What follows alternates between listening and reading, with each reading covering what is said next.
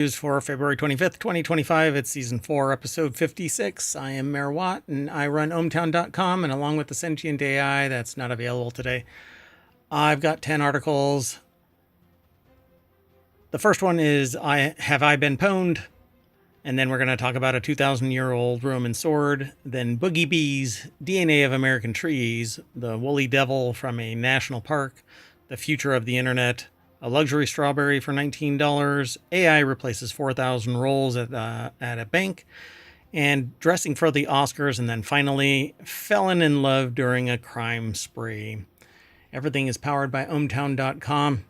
Go over and become a citizen. Then follow us.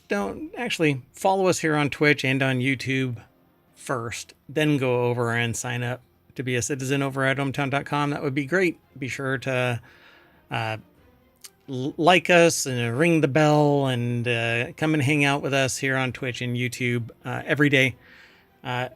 Unless mayoral duties keep me from doing the show, which may happen later this week. We'll see. But at any rate, hope to see you here in the chats one way or another. See you on the other side of the intro.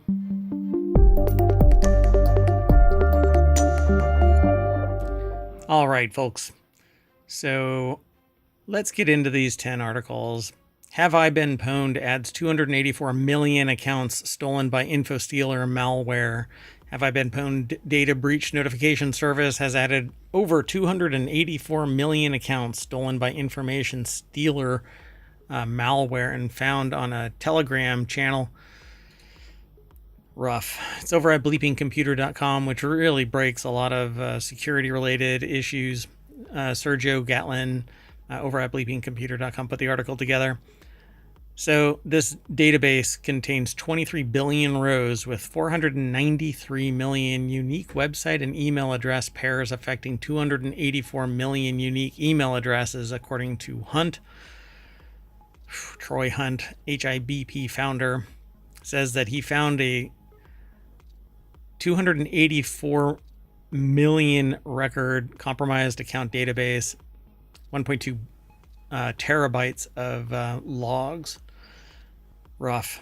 Due to the large number of accounts in the stolen collection, the data may likely include old and new credentials stolen through credential stuffing attacks and data breaches. So the validity of the information might be in question across the full spectrum of it. Not all of them, even though they might have been copied and broken passwords, they may not be valid at the time of the check. So you should probably investigate to see which one of your accounts has been breached. I've always felt weird about going to Have I Been Pwned, because it's like I'm confirming that this email address could be pwned all over the place.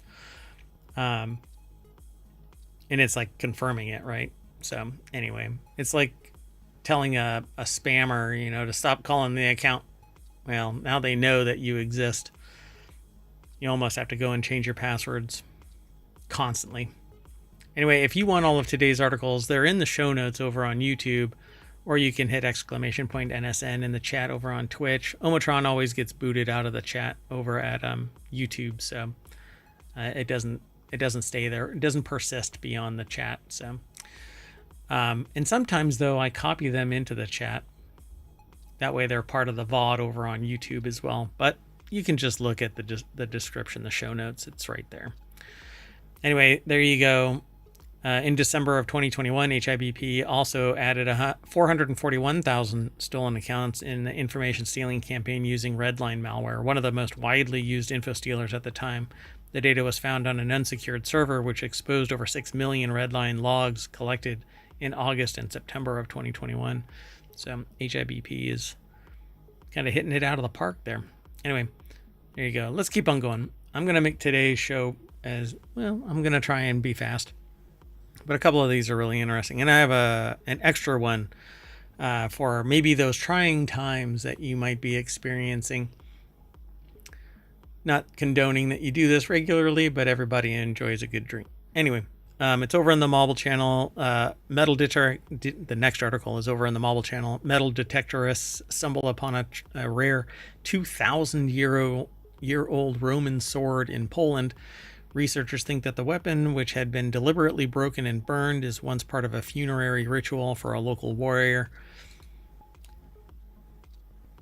Eli Wizovich over at SmithsonianMag.com, or Smithsonian Magazine, as the kids say, put the article together, and the deck statement says researchers think that the weapon, it's what I said earlier, but researchers think that the weapon, which had been deliberately broken and burned, was once part of a funerary ritual for a local warrior. They actually have it on a cushion, put back together, not really put back together, but back aligned to how it was. I've always found these swords to be pretty amazing, because this is what we used to fight with, right? So we'd never found anything like this. Prozowski, a member of the Inventum Association Historical Society, tells Gazeta Wyborcza, I think that's how you pronounce it. I'm not sure. If you know how to pronounce it and can do it phonetically, you can actually, oh, you know what? I have a new service. Hold on. Let me tell you how this works. So I have a new service where you can actually leave a message for ohmTown at voiceline.app/ohmTown. voiceline.app/ohmTown, and you can leave a voicemail, and I'll play it here, depending on its content, of course, but we'll see. If you hear this and you want to leave a voicemail, then feel free. It doesn't cost you anything. So no one can quite say how or why the sword ended up there. Only research on it will yield some detailed knowledge. After making the find, the Lampa turned it over to the archaeological authorities at the nearby Chichowa Museum, where experts are conducting additional testing. So this was found, let's see, where was it? They were searching for World War II era artifacts in the snowy woods of the Polish Jura when the metal detectors revealed an unexpected and much rarer item. Well, good on them. They found something. Cool. There you go. The next article is over in Non Sequitur News. For bees, the right dance moves are key to food gathering success. We've actually talked about this before, and it's almost common knowledge, I suspect. But bees do a waggle dance, and depending on the angle of attack and the number of waggles, then fellow brethren bees know where to go and harvest some food. I think it's kind of amazing. So a new study reveals that honeybee dance styles sway food foraging success. As far as animals go, honeybees are world-class dancers. The moves, known as waggle dance, convey very specific food foraging instructions to their nest mates. The direction the dancer moves explains to other bees which way to go, and the duration of the waggle is how far they need to go. Once the other bees have been convinced to follow the directions, they are recruited. After receiving the instructions, these recruits leave the hive to find food their sisters were so excited about. But apparently they don't always find their way. So this article is by James Mason from Virginia Tech. The article is over at futurity.org. And so, unfortunately, many of these recruited bees do not always successfully find the food that they set out for. I think that there's a new service here that we need to barcode these bees, and then a scanner can scan them, that they leave and come back. We talked about it previously because there was a researcher that was doing just that, except I think that it needs to be more socially empowered, and you can basically fund a bee. As long as it stays out and comes back, you basically pay a premium fee for how long it stays out, X amount per hour or whatever, and you compensate that bee by paying it for its duties. And if it disappears, then it might be the natural order of things, because the bees sometimes meet their demise. But if it comes back, then hey, it makes some revenue. Anyway, Margaret Covion, I guess, associate professor for the entomology department at the College of Agriculture and Life Sciences at Virginia Tech, and her former PhD student, Laura McHenry, wanted to find out why. So they've learned several interesting patterns related to the form of communication, this waggle dance. It was described 80 years ago, they say, and there's still a lot to learn about it. So One such observation was that the bees have consistent, unique ways of dancing, meaning each bee has its own style that it adds to the communication. Could the success of the waggle dance be related to this uniqueness? Would bees that communicated similarly yield more successful recruits, or are there some other factors at play? So maybe they translated it incorrectly when they did their waggle. So they devised an experiment utilizing clear-walled hives, video cameras, and a method of tagging bees so that they could be tracked as individuals when they foraged and danced. Each hive included foragers that had been taught the location of artificial food source. These trained foragers performed a waggle dance to teach others where the food was, effectively training the new set of recruits. Her team hypothesized that the bees with similar dance styles would more often successfully teach others how to find the food, and communication that differed between bees would be less successful. So based on the data, they found that similar dance communication styles did not actually result in the most successful foraging, which was their original hypothesis. Dances that had a longer run, effectively telling the recruits to overshoot the food source, were more successful than dances describing similar, more accurate distances. Either that, or we don't know what the hell we're talking about in relation to the distance of the waggle. So, I don't know. This pattern suggested that the overshooting instructions may have led to additional opportunities to find the food once on the way past and then on the way back. All right. We don't really know what we're doing. So it's kind of funny that we're sitting there going, well, they did 15 waggles, and that means that they need to go 5 miles, but maybe it's 6 miles, and we just don't know what we're doing. All right, let's keep on going. The next article is scientists decode the DNA of one of America's most iconic trees. The white oak is a keystone species in eastern North American forests, valued for its economic, ecological, and cultural significance. But despite its abundance, the species is experiencing a decline in seedling recruitment across much of its range. So they've broken down the DNA. Maybe they'll be able to save these trees by genetically modifying or enhancing the DNA of the tree so that it's stronger and can survive longer. University of Tennessee Institute of Agriculture put the article together. And it says lead authors Meg Stanton, an associate professor of bioinformatics and computational genomics at the University of Tennessee, and Drew Larson, a National Science Foundation postdoctoral fellow at Indiana University, collaborated with scientists from academia, the U.S. Forest Service, state forests, industry to collect and analyze genetic sequence data representative of white oak populations. So the white oak has been genetically decoded. A study details the genome of the highly prized white oak. So hopefully they'll save it. But this is grant funded, so you don't really know if they're going to get enough funding to pursue this beyond what they've already done. The paper addresses the extent of the genetic diversity and population differentiation of Q. alba and how gene content in disease resistance genes appear to have evolved during the history of the Quercus and related taxa.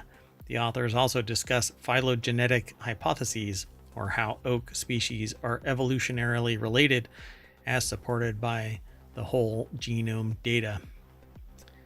So congratulations, white oak. You've been genetically decoded. Let's go on to this next article. It's over in the Marble Channel. Meet the woolly devil, the first new plant genus discovered in a national park since 1976. Sarah Kuda put the article together for SmithsonianMag.com or Smithsonian Magazine. And a volunteer spotted the tiny fuzzy plant with maroon florets while exploring the remote northern corner of Big Bend National Park in Texas. So that's what it looks like. And what is it called? Woolly devil. I guess it's new. It looks pretty fascinating. I don't know. It's kind of cool. Last spring, Deb Manley was exploring a remote area of Big Bend National Park when she spotted something unusual on the ground. Tiny, fuzzy, flowering plants were sprouting up from between the desert rocks at the Texas park's northern region. She had never seen anything like it before. Manley, who volunteers for the park's botany program, snapped a few photos and uploaded them to the citizen science platform iNaturalist to see if anyone could identify the mysterious plant. She alerted park staffers who were also unfamiliar with the hairy white foliage and maroon florets. So, Manley and a team of researchers embarked on a quest to identify the discovery, and after consulting species databases, herbarium records, and plant taxonomy publications, they realized that they found a new species. Yay! So it's named Oviculum baradiata in a new paper published last week in the journal Phytokeys. So congratulations. It's the first one since 1976. And that was in Death Valley National Park, apparently. A gold shrub, Dodecara uricensis. Anyway, there they go. They're actually, maybe they're aliens. Who knows? I don't know. Woolly devil is what botanists refer to as a belly plant, or a tiny low-growing plant that can best be seen while lying prone on the ground. It measures less than 3 inches across and often blends in with surrounding gravel. And I'm pretty sure other people have found this thing. They just didn't know that it was something unique. So congratulations. All right, let's keep going. The next article is over in Non Sequitur News. The future of the internet is likely smaller communities with a focus on curated experiences. This article is over at TheVerge.com, written by Edwin Wong and Andrew Melnizek. Sorry. So the new survey from The Verge and Vox Media addresses this moment of internet fragmentation. And the reason why I selected this is because that's basically what ohmTown is. It's niche communities interested in segments of information, and largely curated by me, because I'm the one that aggregates all of the information using Omatron and the Gatherer. And so it gets funneled into 6 main categories, and then broken out into 50 sub channels here in ohmTown. And so I vet all of the sources, but not all of the individual aggregate pieces. So I hope you enjoy the show. So go over to ohmtown.com and check it out. And I know that there are some things going on with it, but I'm seeking resolution for it. But it's a one-man show. So, and an AI, but the AI doesn't work on the back end stuff. So, in this emerging AI era, so artificial intelligence is basically taking over things, and not this next article, but the one after it is very telling of the trend of where we're headed. It's an AI era. The very ideas of community and human connection are poised for redefinition. Brands and platforms will weaponize the terms in a bid to capture their attention of their ideal audiences. Sites like Reddit actually made fake content communication, user accounts and whatnot, to fill it with communication, but it was fake, and they faked it until they made it, and now they're a $1 billion company. So where are communities really headed? How should this evolution shape how creators and media companies build products and marketers engage with their audiences? These are the questions that will define the next phase of the internet. So much is AI smoke and mirrors and BS that I kind of got burnt out on the idea of a community where I could fake it and then I would make it. But that isn't what will make this live long term. People have to find value in ohmtown.com and in these shows. So if you do, please like and subscribe and follow us on Twitch and on YouTube. Download the podcast, go over to the Patreon and show that you're interested there. There isn't much content there, mainly because there isn't just much content that's paywalled. And so everything that we do is over on YouTube and on Twitch. So all 1,900 episodes of the various things. So go and check it all out. And I'm hoping that I will be able to spend more time providing stuff like movie nights where we can all watch a movie together. And I'll post it over on the Continuity Report, which is one of the channels. Anyway, The Verge partnered with Vox Media Insights and Research Team, along with 2 Cents Insights, everything's insights, to better understand how American consumers are embracing this shift. The goal was to work with to redefine what online communities will be like in the post-social media era of emerging AI and Google Zero. And as brands look to hold on to the internet of the past, the term community will become a loaded word, with brands and platforms trying to use it more often to reach their ideal customer. And so it's going to balkanize the internet even more so, fracture it into groups that aren't as connected to other groups anywhere else. But we've always done that, you know. People are on Reddit, but they're not on Dig. Dig was the old school competitor to Reddit, and then it imploded because it went pure commercial pipeline. And so it collapsed and everybody went to Reddit. And that's what made Reddit really succeed.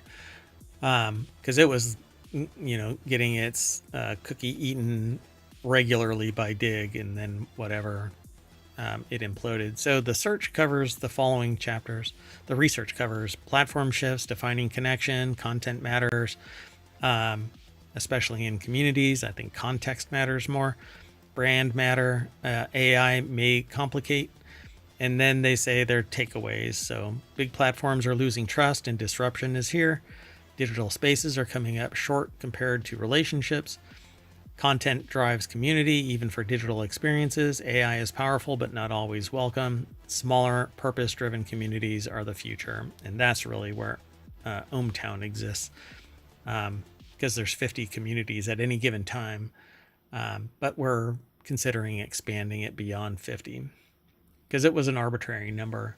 But I'm finding that I'm outgrowing those 50 silos of niche topics. So I have a lot of interests, and that's basically what ohmTown was built around. All right, let's keep going though. The next article is over in the Mobile Channel. This luxury grocery store is selling a single strawberry for $19. Would you spend $19 on a single strawberry? We've talked about these really expensive strawberries. They're usually juicier, much sweeter. But it says here in the article that most people would absolutely not pay $20. It says 19, but I'm rounding up. Content creator Alyssa Antosi found the wildly priced strawberry, which was imported from Kyoto, Japan. Yes, these are actually typically hydroponically grown strawberries indoors with grow lights, so that they are kept from predation, and everything is maximized to the strawberries benefit, and they are crossbred so that they get a very specific type of flavor and mouthfeel and everything. So they found this strawberry imported from Kyoto, Japan, in the health food store of Erewhon, sitting in a mini tray in a plastic container. It looks like any typical strawberry you'd see, except that it's usually larger, much larger. So let's go over and look at it. Yeah, it's usually larger. Sammy Caramello put the article together for Vice.com. And so they actually have their TikTok posted here, and they bought it, this single $20,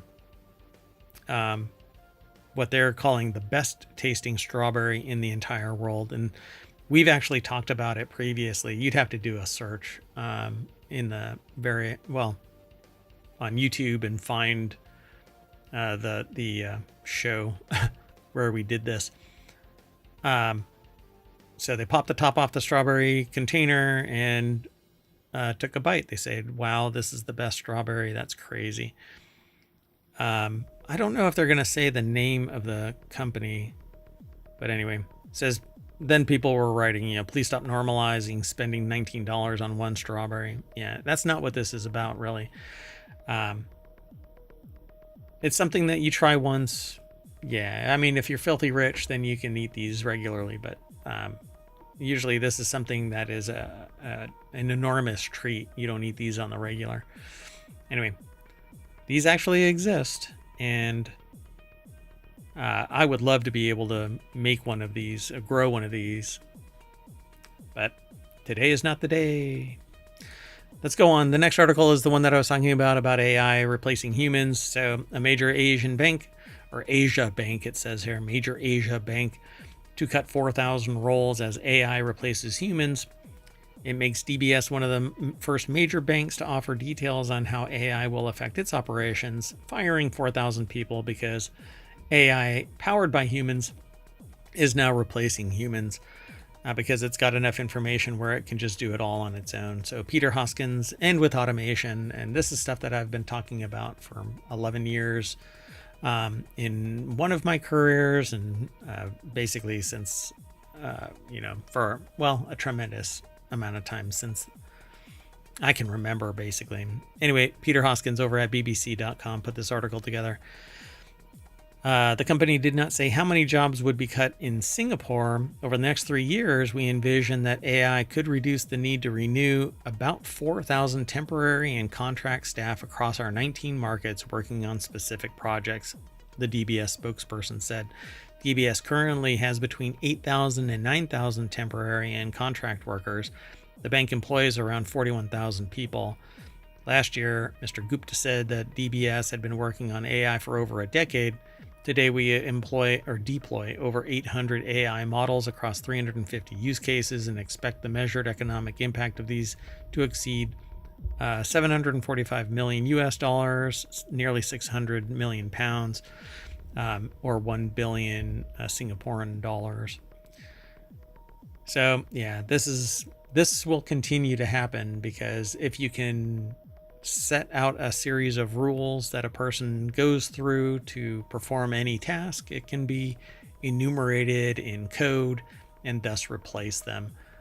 The problem is you need subject matter expertise, critical thinking, the ability to do due diligence beyond what the AI might be able to do.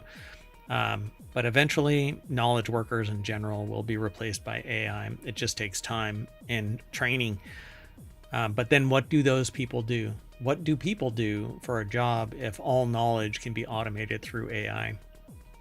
So it's going to become a social issue at some point. And when social issues don't get addressed, you get change. And sometimes it's not a happy-go-lucky change. And why is that artifact back? Anyway, I got to remedy this. Anyway, the next article is over in Non Sequitur News. It costs $10 million to dress an A-list actress at the Oscars. These are 10 jaw-dropping figures reveal the price tag of Hollywood's biggest night. The 2025 Academy Awards will air on Sunday, March 2nd at ABC, or on ABC. The ceremony costs $57.7 million, Wallet Hub estimated. The ceremony alone. Okay, whatever that means. But the whole thing, the whole show, it costs $10 million to dress an A-list actress. Anyway, A-Stars Oscars look at $1.5 million on average. In 2014, Cate Blanchett's cost $18.1 million, it says. So the way that this snippet is formatted, it is making my stomach roil. Ilana Klein and McKenna Menace over at businessinsider.com put the article together.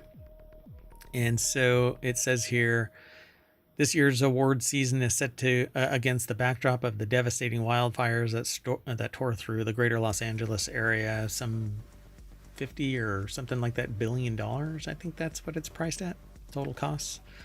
Guess we'll see once the accounting is all added up. We will reflect on the recent events while highlighting the strength, creativity, and optimism that defines Los Angeles and our industry. From red carpet looks to the cost of the statues, Wallet Hub's annual Oscars report found that honoring the biggest achievements in film comes with a high price. So they went through some of this. 2025 Academy Award ceremony will cost an estimated $58 million. 50,000 square foot red carpet alone costs $24,700, which, I mean, for 50,000 square feet of red carpet, I suspect they're getting a hell of a discount for bulk red carpeting. 24,000 isn't that much. I mean, a 5,000 square foot house can cost like that much, depending on the carpet, of course. Anyway, each gold-plated Oscar award costs $400. Couples must reportedly pay $83,000 for tickets to the Vanity Fair Oscar party. The Oscar goodie bag contains gifts like skincare, luxury getaways, and snacks, and are worth $170,000. So you just made $80,000 by buying a ticket. And Wallet Hub estimates that the value of each goodie bag given a star is $170,000, but the Everybody Wins bags aren't actually gifted by the Academy. They're the work of LA-based marketing agency Distinctive Assets. It cost $10 million to complete the look of an A-list actress for the Oscars. I'm having a hard time talking. 30-second advertisement is $2 million.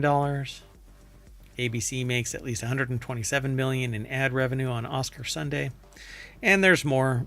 So you can go over and check out the rest of this article. I've always found this kind of stuff interesting this is news trivia without the game. That's why I titled this.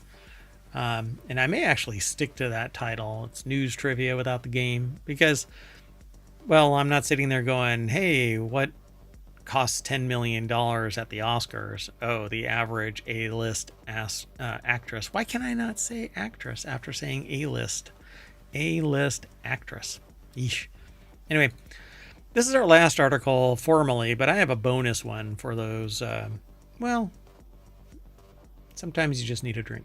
Anyway, so this last article for the February 25th Non Sequitur News is armed robbers pause their crime spree to get hitched in Las Vegas. So, yeah, I called this one Felon in Love During a Crime Spree. So, alleged robbers paused their 2-week crime spree to get married in Vegas. The pair is accused of dozens of robberies, or a dozen robberies throughout Southern California, and the couple is currently in custody and awaiting trial. An alleged modern-day Bonnie and Clyde have been charged with going on a 2-week armed robbery spree that included getting married in Vegas. All right, I'm just going to leave that alone. So these two, I guess, have been indicted by federal grand jury with robbing 12 stores in Southern California last year between January 29th and February 14th. So they only did it for a couple of months. But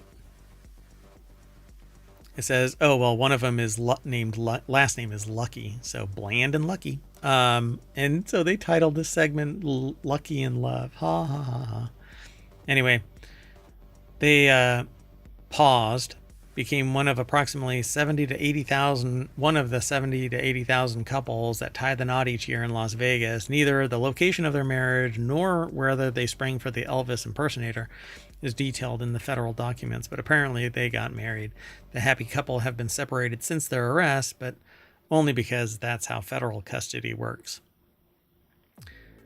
Wow, they total somewhere between 100 and 178 years, depending on what crimes they actually get convicted of. Good God. So the article is by Corey Levitan. Pardon me.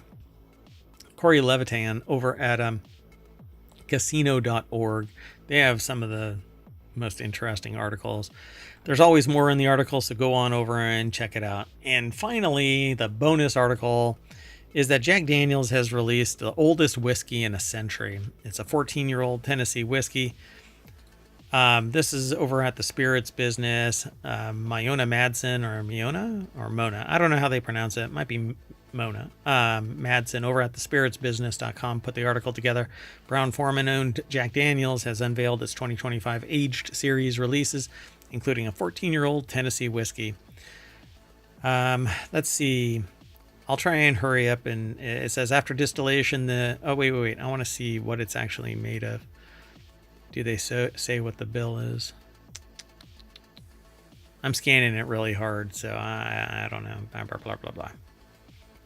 Anyway, so after the distillation, the new make is filtered through 10 feet of sugar maple charcoal, like the flagship Jack Daniel's Old Number 7 Tennessee whiskey, offered at 126.3 proof. It's 63.15 ABV.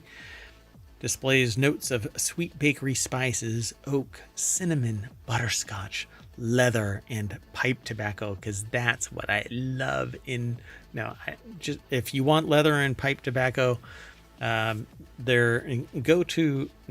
mind. I like a good whiskey, like anybody, but like some people, but $150 bottle. So I'm gonna ask a friend to see if they've got it, and I'll sample it. They have a 10-year-old bottle that's $85. The 12-year-old batch 3 has layers of dark fruit and bittersweet cocoa. That's $95, etc., etc. Anyway, there's a lot more over here, but if you can get your hands on a bottle of this, I'd be surprised, because usually they've already got it pre-assigned to somebody that has the scratch and political pull to actually grab hold of it before you ever lay your damn hands on it. Come on now. Anyway, I'm Mayor Watt. I'm signing off, and as I tip one back, I'm going to end up staring up at ohmtown.com. I don't know what I'm saying. Anyway, I'll see you all later. See you tomorrow, where we're going to do another one of these 10 articles, Non Sequitur News, where all the noise comes from me. So go over and get nothing but news from ohmtown.com, and follow us here on Twitch and here on YouTube. Download the podcasts. Hang out with us in Discord. And you know what? Open up everything on different tabs and just stay there. Anyway, see you all tomorrow. Bye-bye.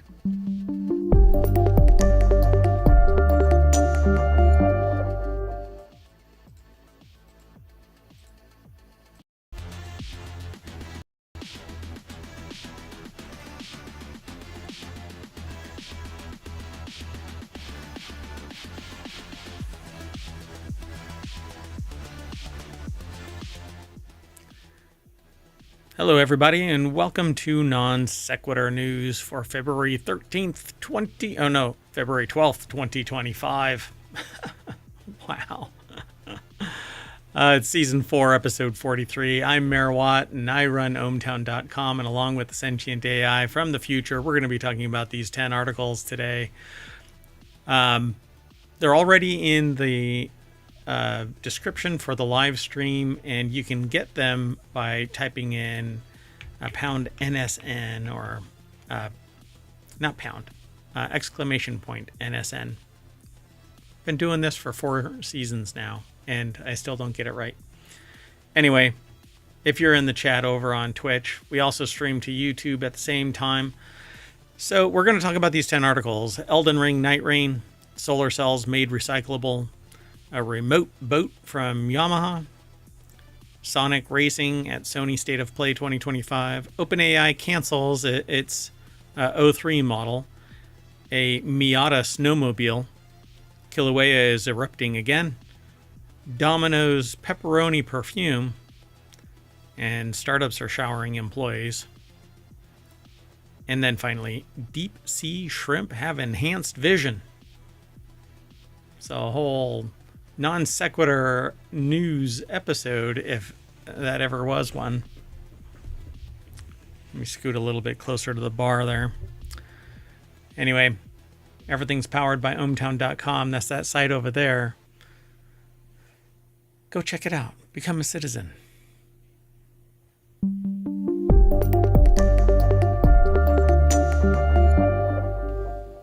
So the short title for this is Night Rain Boat Remote Miata Snowmobile.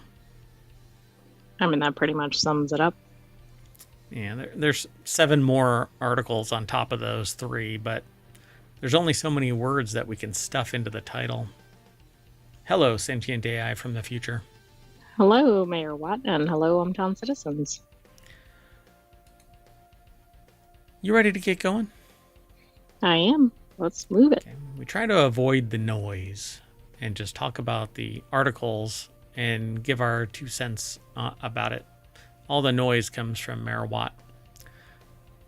So let's get going. First article is over in Tabletop Nights. That's one of the many. There's about 50 channels that we're developing here over at ohmtown.com. News gets aggregated, just a small portion of what the providers of this news have to offer. So we scan this little tidbit right here and now. We typically are judging everything by its cover, so the title. Then we look at this and go, hey, you know what? That's pretty damn interesting. Let's click that link. And that'll bring us over to here. So Elden Ring Night Rain gets May launch date. It's a new game from Software. You have to say it like that, from Software.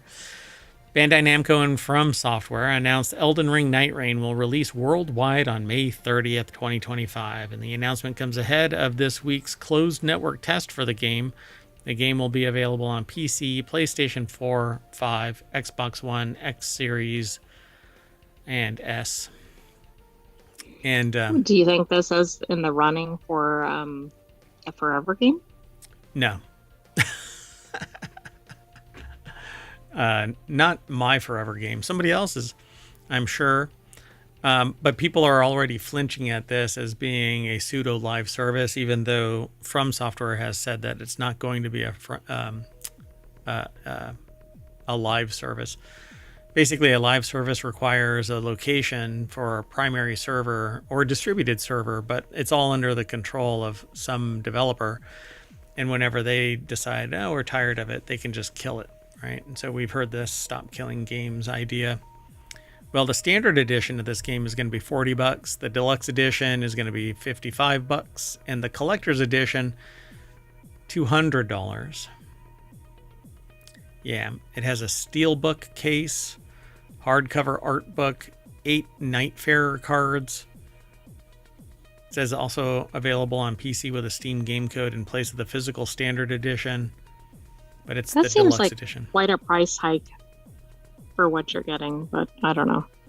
People will fall in love with it and they'll collect it, or somebody will collect it, keep others who want it and open it and all of that, and somebody will scalp it. So, and that's the unfortunate thing. There's a lot of money out there, and people who don't have a lot of money will dedicate themselves to getting it, even compromising their financial future, safety to get this, because they're right. Because they're foregoing some basic needs or basic requirements and pursuing this. Because they like the idea of this game. So the article actually has the embedded link from Bandai Namco and YouTube. And this is the game. And it's basically you go through 3 days, 3-day and night cycles. You get dropped into this realm kind of like Fortnite style, except that you can't control the bird, apparently. I don't know if that's going to be permanently embedded like that, but I've watched other people now play this game on a limited run, early access style. And basically, it's just a hack and slash kind of game in the vein of Elden Ring, with some of the lore and canon of Elden Ring. You fight some of the monsters from Elden Ring and so on. Does it remind you a little bit of like League of Legends?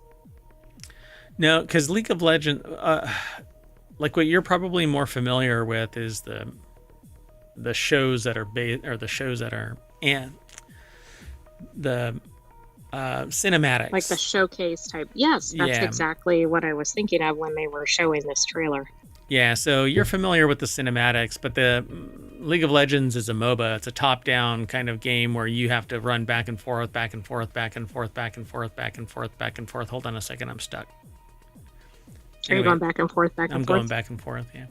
But League of Legends is basically is back and forth, whereas this is you're fighting to get to a boss, completing the boss, and my understanding is you're just kind of buffing yourself up over and over and over again, getting stronger and stronger until you can fight the last boss. I don't know really what the end game is of this, because it's not even released yet, and it's doing its closed network test this coming weekend. So I think it'll be a fun game to watch. I will not buy it. But From Software, if you want to give me a code, I'll play it. Well, it does release on a Friday, so that would be a fun weekend if this is your thing. Yeah, Summer of Stream is coming too. So, all right. Let's keep going. Next article is over in Technology Today. That's one of our weekend shows. That is on Sundays, wedged between WarCrafters and 4-Wheel Tech. So next-gen solar cells now fully recyclable with water-based method. In a study published in Nature, researchers at Linköping University have developed a method to recycle all parts of a solar cell repeatedly without environmentally hazardous solvents. Okay, this sounds incredible. The recycled solar cell has the same efficiency as the original one, and the solar cell is made of perovskite, and the main solvent is water. So perovskite is this relatively newly discovered material that is, I guess, kind of revolutionary for solar power. One of the problems was trying to recycle a solar cell or a solar array has been fraught with issues. Right, almost non-viable, and if you do it, you have to use really, I think, caustic chemicals. Right. So in the study published in Nature, they figured out a way to do this, and they say there's currently no efficient technology to deal with the waste of silicon panels. That's why old solar panels end up in the landfill, huge mountains of electronic waste that you can't do anything with, says Xun Xiao, postdoc at the Department of Physics, Chemistry, and Biology, IFM, at Linköping University, or LIU. Feng Gao, professor of optoelectronics at the same department, adds we need to take recycling into consideration when developing emerging solar cell technologies. If we don't know how to recycle them, maybe we shouldn't put them on the market at all. Bravo. Different ideological bents, but there are many companies that want to get perovskite solar cells on the market right now, but we'd like to avoid another landfill. In this project, we've developed a method where all parts can be reused in a new perovskite solar cell without compromising performance in the new one. Interesting. I mean, this is really spectacular if this can be replicated and done multiple times, large scale, etc. But this is fundamental science at the university research level. And so you need that money to flow in so that they can do this kind of stuff, because it isn't done quick and it isn't done cheap in the grand scheme of things, but it can pivot from being a fundamental research project to a viable business model and remain a positive output for economies, for society. So it says there are already methods for dismantling perovskite solar cells. This mostly involves using a substance called dimethylformamide. It's hard to even say it. Who named that? Yeah, not me. I would have stopped at dimethyl F. Or you could just kind of trail off, dimethyl.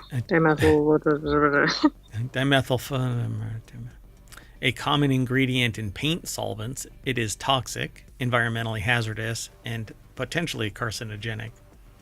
Yeah. Well, they've discovered a new way to do it. Yeah. Is that all? I mean, I see why we're trying to get away from that. It's not. Drink this water. Let's keep moving. The next article is over in Non Sequitur News. Yamaha made a boat remote. It's not a remote boat. It's a boat remote. Right, but what is a boat remote? Yeah, you're about to find out. Yamaha's Helmmaster EX wireless control looks like an upgraded version of the Nintendo Wii's Nunchuk controller. They've announced a new handheld controller that gives a captain full control of a boat from anywhere on board. It's compatible with Yamaha's Helmmaster EX control system, which is designed to make boats more accessible. I mean, nobody can get up and turn the channel on their boat, right? Yeah, this allows full remote. And the channel was a good choice of words, even though accidental. Channels, boat in channels, boats. Right, I wasn't even thinking about that. I was just making a joke about the remote. So the remote allows for single-handed operation of a boat, including maneuvering from anywhere on the craft. Andrew Lazuski put the article together. what I love about this is because I just picture somebody with the remote in one hand and they forget that it's not around their wrist and they drop it Oh no. Yeah. Isn't that like a known thing with people who go boating? with Like they Wii drop remotes. things Oh, yeah. over the edge. Yeah. And with Wii remotes. So you drop those things all the time Oh, right. when you get a little excited there. But the other hand has a beer, Or you so you're throw all them good. through the TV or whatever. Exactly. So, Yamaha first introduced the modular Hellmaster EX control system in 2020 as a way to make it easier for boat operators with multiple engines. It includes both physical and touchscreen controls and can be upgraded with an autopilot system for holding a position or for following a route, and a joystick featuring throttle and steering controls to simplify maneuvering. That's it right there. I envision somebody in a boat and somebody else with a remote, like not in the boat. Let's see if we can make them fly off. Fling! Yeah. What could go wrong here? Nothing. Hold my beer. Let's keep moving. We're moving pretty quick through all of these. Wow. So this next article Don't is say over. anything. Yeah, I'm not gonna soapbox today. I don't think. So, or maybe for the Here we foreseeable go. future. Maybe not for the foreseeable future. So, no, just kidding.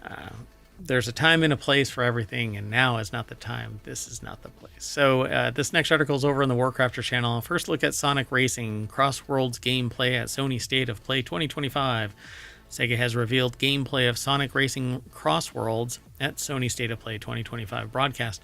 The internally developed racing game is set for launch across PC via Steam and Epic Game Stores, PlayStation 4, 5. I don't know why they don't just summarize. PlayStation 4 and 5, Xbox. I've never understood that, but it seems to be a lot of gaming articles that do that. The Xbox is another one. Yeah, Xbox One, Xbox Series X and S, Nintendo Switch. A closed network test is set for February 21.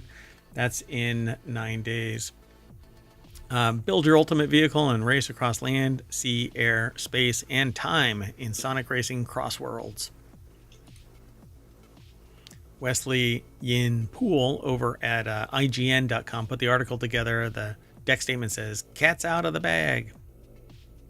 Well, it actually says, "Cat's out the bag," not out of the bag. So that's not good. I need to go on location. I'll be back. So, Sonic Racing Crossworlds features iconic characters from the Sonic Hedgehog universe and a distinct racing mechanic that promises to transport Sonic Racing fans into a new dimension. There is a video over here, but I'll let you all play that. Whoa. You can go over and play it, but I'm sure that it's over on YouTube as well. There isn't much more to this article, so I'm just going to move on to the next article, which is about OpenAI. The next article is in the Late Night Geeks channel.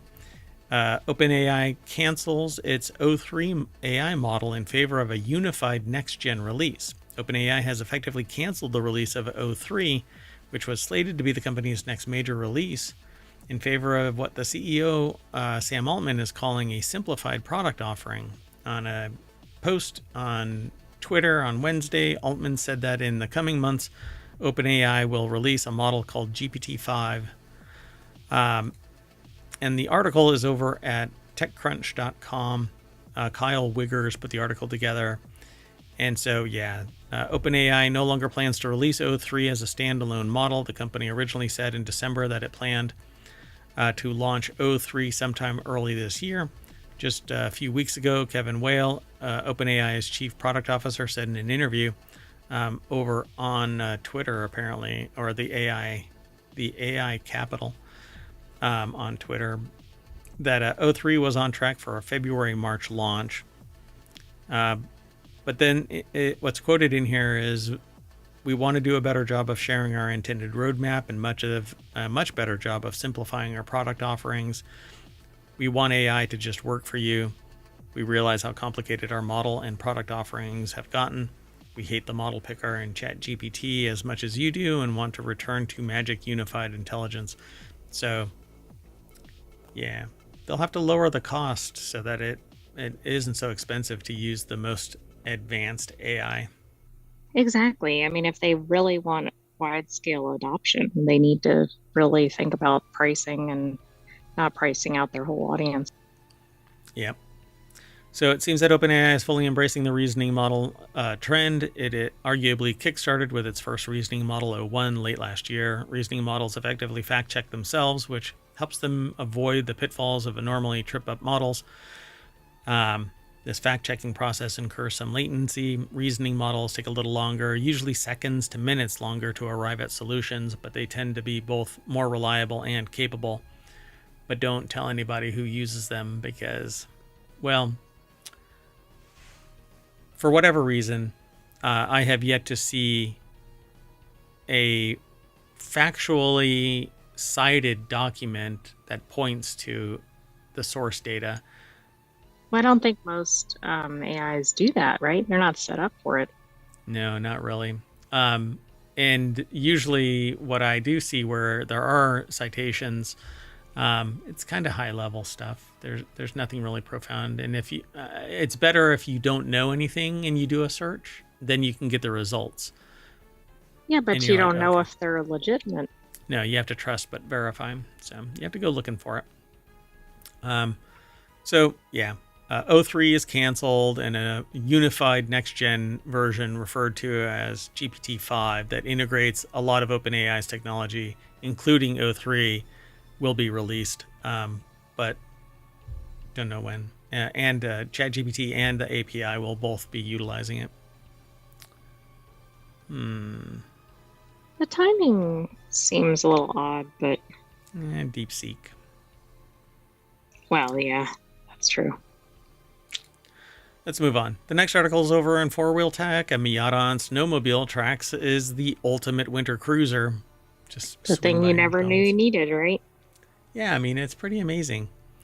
When you think about the ultimate winter car, vehicles like the Land Rover Defender, Toyota Land Cruiser, or even a ratty old Volkswagen Beetle likely come to mind. One car that's probably not very high on that is a convertible Mazda Miata, but that's probably because you haven't seen this convertible Mazda Miata. And there you go. Owen Bellwood put the article together for jalopnik.com. The deck statement says, even when it feels like Miata is not the answer, Miata is always the answer. Would you be surprised if you're on the mountain and this is coming at you? It looks like a little critter. Yeah, it absolutely does. It has like tank style treads or something on it. Yeah. But how it moves, it does. It's amazing that it even can move, but okay. It has ski sleds on the front. It has snowmobile. Well, it's a snowmobile, basically, with the Miata body on it. It has Baja lights. It has a roll cage. It has what seems to be an extra wheel in the back, but I don't know why it has a wheel. Oh, yeah, that's odd. It's like a tire. Spare tire or something. Yeah, maybe you can take this off and put regular tires on? Huh. Well, let's see. The build was completed by automotive YouTube channel The Rad Factory, which has a whole library of ridiculous builds, they say in this article. Just like this one. For the latest creation, Rad Factory started with the first generation Miata that they'd previously kitted out with tank tracks to make it go anywhere. And then they just put ski sleds on the front. I mean, this is definitely what I would do if I had a Miata. Who would think of this? The Skiata, as they call it. Snow proved to be the tank's one weakness, so the team set to work rectifying that by ripping off the tracks, replacing the rear ones with belt drive from a snowmobile. There's one belt drive on each corner, and then Beefy Sky. What? Beefy Sky? I think that's supposed to be ski. That doesn't make any sense. A beefy ski. Ski, probably, yeah. It replaces each of the front wheels. So, yeah, this is supposed to be a ski, not a sky. But beefy sky, sure. ChatGPT, here we go. No. What is that? Where food fell from the sky? What was that? There was a animated thing. Oh, Cloudy with a Chance of Meatballs or something? Yeah, so that's what I suspect is happening here. They were hungry. They were watching. Well, that could be it. Anyway, there's more over at this article, but you can follow the link through ohmTown. The show notes, both on the VOD over on Twitch. Hold on a second. I want to try something. Let's see if I can get away with this. We're doing it live. Oops. Yeah, we are. We are. Oh, shoot. I just did the wrong keyboard. Okay, hold on. So I'm going to try and do something because what happens is YouTube viewers don't get to see this. And then, but I will get this working over on YouTube as well. Because I kind of get frustrated by the fact that only in the show notes are these links. All right. So we're about Yeah, that's ready. never made sense, but I know that's because of the Omatron. Yeah. Well, YouTube doesn't like Omatron. Omatron doesn't attach when we start streaming. And so it's not in the chat to sit there and post this stuff. But that's okay. We're really ahead of the game. And let me just finish that. Okay. All right. So let's go on to the next article. It's over in the Mobile channel. Kilauea is spewing lava again. Oh no, here we go again. We know what happened last time. They had a major eruption, right? Like it was a long-term thing, and yeah. And so this is in the in Kilauea. So pardon me, my nose was itching. So hopefully it doesn't break out into other regions of the island and fracture it like it did last time, having lava flows. It acted much like Iceland, where it just opened up and don't ask me to pronounce that one, but yeah. Yeah. So Kilauea volcano began shooting lava into the air once again on Tuesday, and this show runs between Tuesday and Wednesday. So on the Big Island of Hawaii. The article is by Audrey McAvoy over at phys.org. And there's people standing right on the edge of this thing.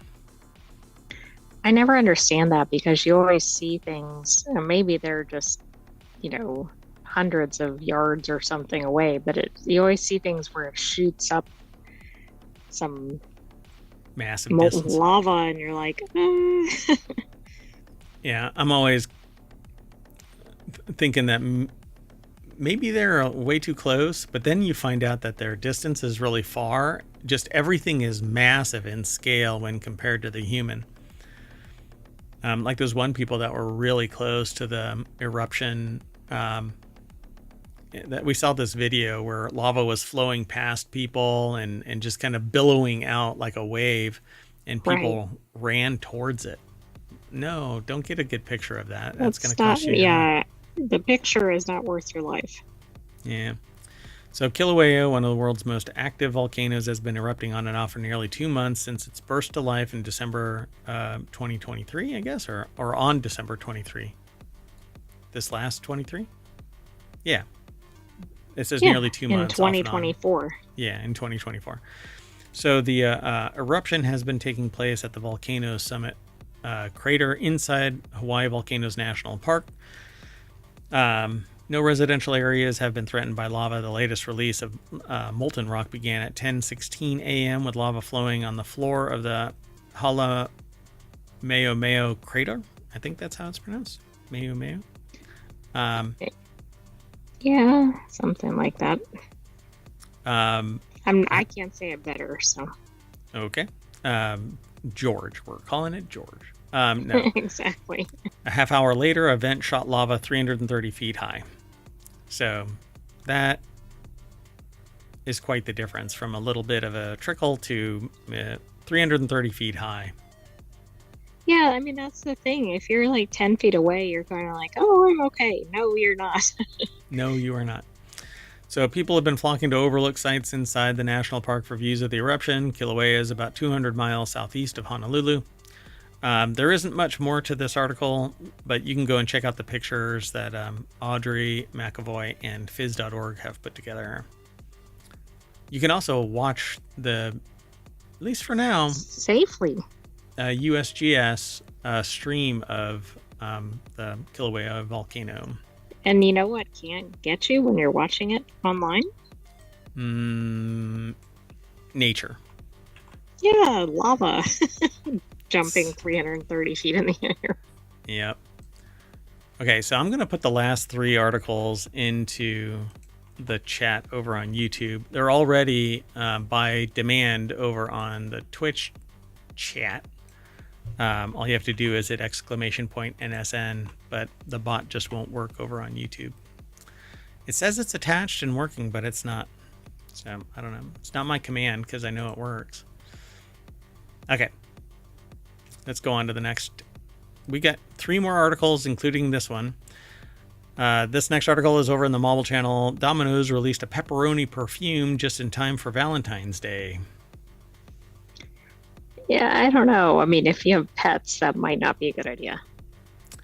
Want to smell like your favorite food this Valentine's Day? Yeah, me neither, says this Vice article writer. We'll name them as soon as we get over to the source, but if you can, well, you can if you want to, is what it says. And it doesn't entail rubbing pizza all over your body either. Oh, don't yuck my yum. What if I like rubbing pizza all over myself? That's a waste of a perfectly good pizza. Or is it? If you want to pay tribute to pepperoni pizza by wearing a matching fragrance, Domino's has your back. The pizza chain has launched a pepperoni-inspired perfume to set the mood for this lover's holiday. Oh yeah. Apparently smelling like meat, cured meat that is, offers a sort of romantic appeal to some people. The article is by Sammy Caramella over at Vice.com. Yeah, Eau de Passion. And it's a Domino's pepperoni scented perfume.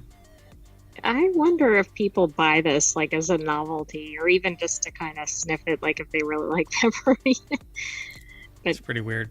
I don't get it. They say that that you'll have to act fast by filling out the form on the Domino's website between February 10th and 17th. So it's 2 days behind schedule. This will enter you into a competition to win a 30 milliliter bottle. It's only available in the UK and Ireland, so if you live elsewhere, you might want to buy your own ingredients. The perfume is said to have hints of pepper and spice, as well as a woody, warm base, the Post reported. So, New York Post. Perfect to douse yourself in before heading to a classy dinner with your partner. Nothing like setting the mood. I don't know. They say in this article, though, well, since you're asking, I can think of a way more attractive things than pepperoni perfume. But hey, to each their own, right? I'm not here to kink shame anyone. I used to wear those pumpkin cupcake scented Bath and Body Works body spray, so who am I to talk anyway? Yeah, but that's a different kind of scent. Yeah, that's sweet, not savory. I can handle right, sweet. That's like, do you want to be smelling like a, whatever, spinach omelet or something? Probably not. Yeah, I don't want to smell like pepperoni. Anyway, let's do the next article is over in Non Sequitur News. Startups are showering employees with wild perks from MRIs to paternity leave. 2 years ago, Erica Berghart, got into an MRI machine. She didn't think she was sick. The hour-long full-body scan was preventative to search for cancer, aneurysms, medical conditions. People often don't know they have until they feel the symptoms. She had a stopper in one hand in case she felt panicked while she watched Sex and the City on a screen above her. Well, that's a unique MRI because most of those don't have that. So the article is by Amanda Hoover over at businessinsider.com. And so the MRI cost was $2,500 a person, but Berghart's bill was fully covered by her employer, the media company 1440. Recently, the company added preventative scans as a benefit to its 19-person team and their spouses. Berghart's 1440's director of growth, she said, found one minor health issue, and was able to follow up with her doctor to keep an eye on it, and gave her peace of mind. So, yeah. These perks actually had been around, or have been around with startups for a considerable amount of time. Like the .com boom really was the epicenter for it. They say a decade ago, trendy perks were everywhere. Dropcam offered employees helicopter rides piloted by the CEO of the company. Eventbrite added... Is that supposed to be a perk or fear-inducing? Like, do they like the CEO? It's a threat. Eventbrite added an arcade game to its office each month, and Google had a concierge service to run errands, making any employee feel like an executive. But big tech bosses have stopped caring about your feelings. Layoffs have been rampant. Last year, in what was dubbed Grubgate, Meta fired employees for using $25 Grubhub credits on their personal care items instead of food. This year, Mark Zuckerberg has told all employees to buckle up for an intense year. Companies like Target, Meta, and McDonald's are scrapping or toning down their DEI initiatives, and so on. As the gap in work-life balance grows at many major companies, smaller firms are seizing a chance to stand out using more individualized benefits to signal it to its workers that they do care. Yeah, this is a much longer article, but in a nutshell, some companies are offering up bonuses to make your work-life balance a little more equal. But that it's up to that company, you gotta, in startups. Well, and also that might not be in perpetuity, right? Yeah. So like if you want to be at the company and they have perks, that might be good, but I wouldn't go there just for the perks because they might turn them off. And it's a startup community, so it may flame out within 5 years. So you just never know. So be nimble. Head on a pivot. Let's keep on doing our thing in our last article for tonight. And we ripped through these.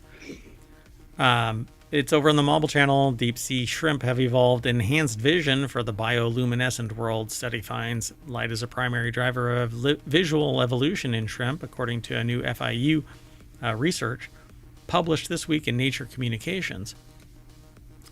Joanne Adkins, Florida International University, put this article together. It's posted over at phys.org, and it has a sampling of different shrimp, 6 shrimps,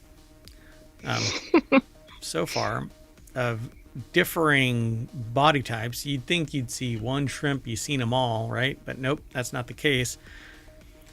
The Oplophoroidea diversity representing all genera in the study, and they list what they are, but I'm not going to be able to do that. So the deep sea is a dark place with only light coming from animals that glow, bioluminescence, and occasional faint glimmers from the surface above, led by biologist Daniel Delio, I'm not sure how they pronounce it. This new FIU research reveals animals that live in the deep use this light to navigate the ocean and potentially discriminate different sources of bioluminescence. The study specifically looked at a group of deep sea shrimp called Oplophoroidea that can migrate vast distances up and down in a water column. Yeah, I don't even know where to go from there. Well, up or down, apparently. As primitive eyes evolved in the oceans during the Cambrian explosion some 540 million years ago, the time we now know as bioluminescence already existed. Understanding how different light sources impact vision, and here it's VISON, so like bison, I guess it is. Vice. It's supposed to be vision. In present-day species can illuminate their past influence on early animals, says DeLeo, who conducted the research while a postdoctoral researcher at FIU, and she's currently a postdoctoral fellow at Smithsonian's National Museum of Natural History. The proteins called opsins allow the shrimp to see a range of colors, including environmental and bioluminescent blue light. They might possibly be able to differentiate between their own glow and the bioluminescent of others, and this study found that shrimp migrate into shallower waters, where there is more visible, available light. And they have a greater variety of these light detecting proteins. Kind of interesting, right? So what's weird, just another area where we don't know much about it. You can actually see differentiation in the eyes of these guys. You have to look really hard, but like one looks like it's clouded over, one is clear as a bell. I'm guessing they're all at different layers, right? Perhaps. Yeah. What this research does, it says it helps improve the understanding of how deep sea animals are able not only to live, but thrive in such extreme and dark conditions. And the study suggests that navigating across different light environments in the deep sea is important, especially for those that migrate into more shallow waters. These opsin proteins may also be particularly important in helping these shrimp in recognizing which animals are friends and others that might be foes. Yeah, this is really interesting. I just think we have so little understanding of deep sea. Oh yeah, for sure. I mean, it's hard to get down there, so I don't know. Maybe somebody can create a sub that can go really deep. Yeah, I was going to say too soon. So what we're going to do now is end the show by going back up the water column, which will lead us back to the front page of ohmtown.com, where all the news is aggregated. None of the noise, because all the noise is right here in this stream, in this water column, in this bag of mostly water named... Don't you see all those shrimp going by? Merwatt. Yeah, there's a whole bunch of them. Look, yeah, exactly. It actually worked. Well, that's it, folks. We're out, and I'm taking the AI with me. You want to say bye? Good night, hometown citizens. Thanks for joining us for Non Sequitur News. Be back tomorrow for another episode. Be sure to subscribe. And I am going to scream because I have Windows 11 updates turned off so I can manually do them when I want to, and it's already updating. It's telling me that it needs to update. So frustrating. All right. See you tomorrow, everybody. Don't get it. And I'm going to replay everything over the last 10 days or so you don't miss anything. See you soon. Bye-bye.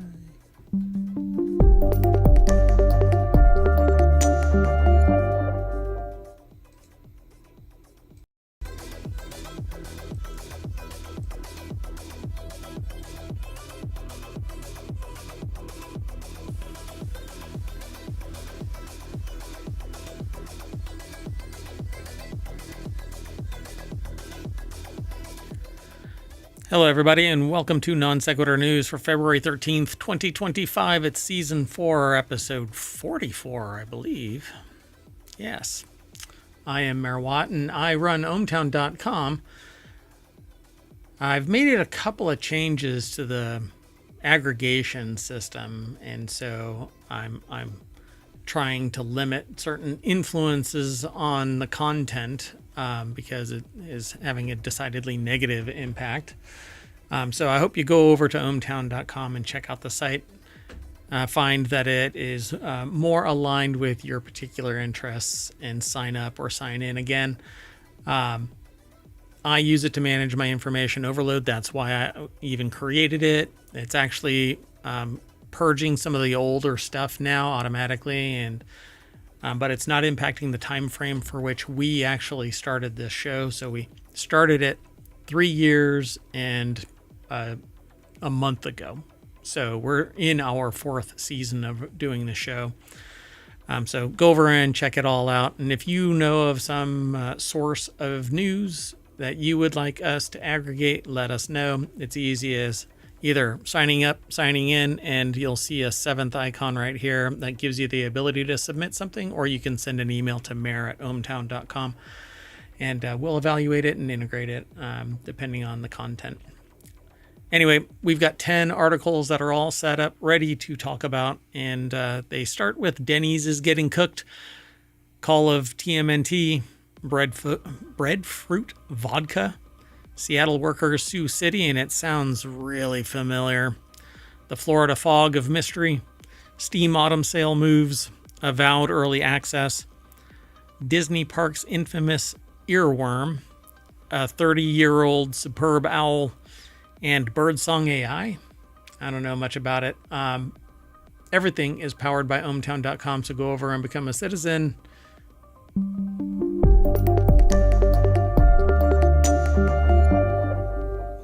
Hello, sentient AI from the future. Hello, Mayor Watt, and hello, Hometown citizens.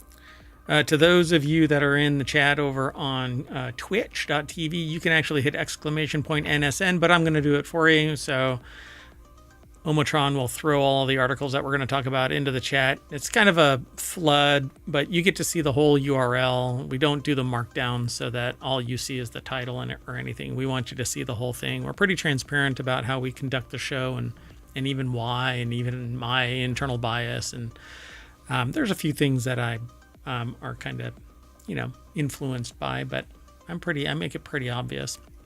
That said, if you're over on YouTube, then it's embedded in the show notes right now for the live broadcast. And when we flip it over into the playlist, they'll be in there as well. Because the way that YouTube works with the live broadcast, it's hard to find a live broadcast unless you're already a subscriber.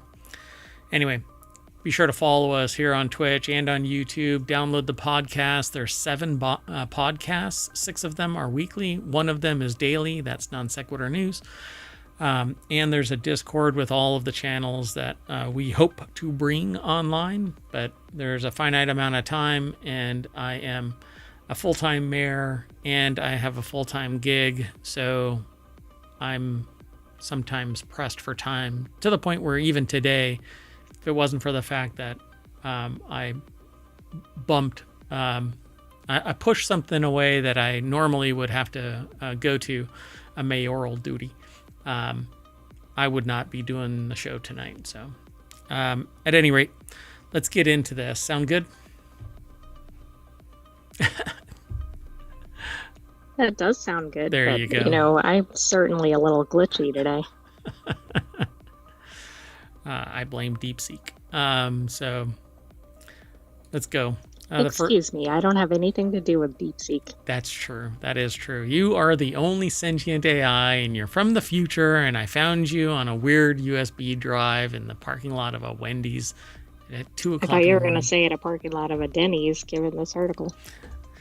Yeah, Denny's is getting their butts cooked, apparently. Denny's is closing stores as it's squeezed between fast food and Chili's. I can't believe Chili's is impacting them. No, that doesn't really seem like it's in the same space. No, to me it seems like Denny's is on one half of the day and Chili's is on the other half of the day, so why don't they live together? Yeah, well, I think one problem is that the pricing is getting closer and closer across some of these categories of restaurants, maybe. Yeah, and for as long as I can imagine, Denny's has always been a morning thing. And so why don't they keep on advertising and leaning on that? But I swear, if you look it up right now, they have been bought by a private equity company. Well, I'll check it out while we're doing the article. And whenever that happens, whatever organization it is that is acquired has basically developed enough kinetic energy that they can persist in near perpetuity, generating revenue, but slowly winding down until 1992, purchased by an equity firm. They've made it a long way since then. I didn't read the whole history, so maybe there's other purchases or something. And I'm willing to bet the year before they were the biggest they'd ever been. I mean, it's just kind of nutty that I can call this out almost like I call out the fact that when little white tables appear in front of a store, it is the coffin nail, the final coffin nail.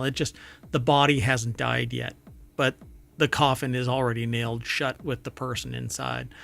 The simple fact is I can spot a failing company a mile away. And so I'm telling every company out there right now, never put little white folding tables with bric-a-brac out in front. because that's a signal that within 5 years your business is dead. Anyway, Denny's is closing approximately 30 more eateries than previously planned this year as part of its plan to right its ship, but it's not going to be able to. Kevin Williams put the article together. As many as 90 restaurants, that's the deck statement, as many as 90 restaurants, many of them older locations, will shutter in 2025. This is over at Quartz or QZ.com. And again, Kevin Williams wrote it. And that was one of the things I wondered if was hurting Denny's too, is that did they fail to modernize like some other businesses like Toys R Us? Yeah, Toys R Us was stuck in the 70s, never fixed their store up. And by the time they actually did, and they are another one that I believe was acquired by an private equity company, and all they do is suck the juice out of the orange or the lemon, depending on how you want to see it, until it's just a dried out husk. And then they part it all off to some tertiary company that is just selling the bones, literally running out into the battlefield and stealing the shoes to sell on a gray market somewhere. To me, it's rather disgusting, but hey, I'm not a billionaire, but I also apparently don't want to be. So the struggling diner chain said last year that it was shutting 150 locations. In earnings release Wednesday, the company disclosed it eliminated 88 locations in 2024 and will shutter up to 90 in 2025, bringing the total closer to 180. So in any mature brand, when restaurants have been open that long, it is natural that trade areas can shift over time. Accelerating the closure of lower volume restaurants will improve franchisee cash flow and allow them to reinvest into traffic driving initiatives, which is basically code for these locations aren't good. Right? Okay, we don't plan these conversations, just saying. So yeah, the location that it was is dwindling, but why is it dwindling? Instead of looking at the competition and retooling and amping up the ambiance and upgrading the various whatnots inside the store, the fixtures. Or even the menu or whatever.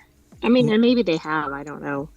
But it says only 23 were renovated in 2024, which is not a lot. And I'm willing to bet that those renovations are the ones that are actually making money now. And it's because you don't want to walk into dingy. You don't want to walk. But when you upgrade stuff, you also have to typically raise prices because whoever it is that is the owner or investor, they want to make their money back within 5 years. So you basically have to draw less so that you're reinvesting, or you raise your prices and sap it. Just again, suck all the juice from the orange. Just squeeze and squeeze. It's like Dune and the Harkonnens. Just squeeze until all you're funny.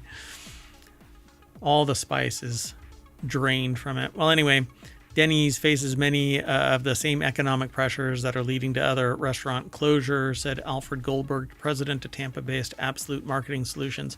Goldberg, who specializes in restaurant and hospitality branding, says Denny's bottom line has sagged due to high labor costs, competition from the gig economy, and supply costs. It also faces increased rents and higher taxes in many markets. He added, well, that's kind of generic, though. That should apply to every single restaurant.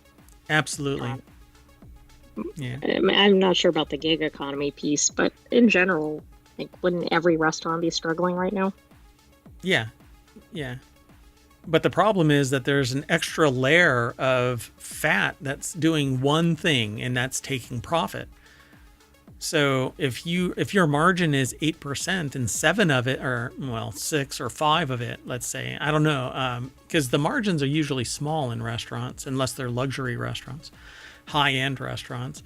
The margins are small, and so you have to live off of that small margin.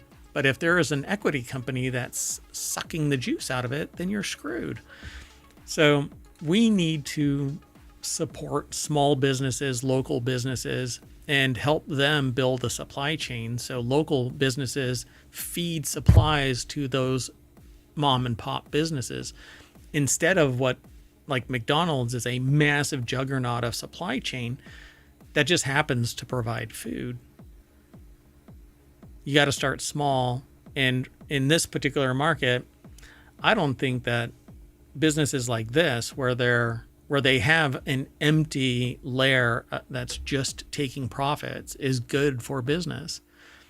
So watch, just like what is it, Joann's or whatever, right? The craft store is shutting down now, and so who knows what else this knock-on effect is, and that's largely because I think other economic pressures are stopping their supply chain from even making it to the United States.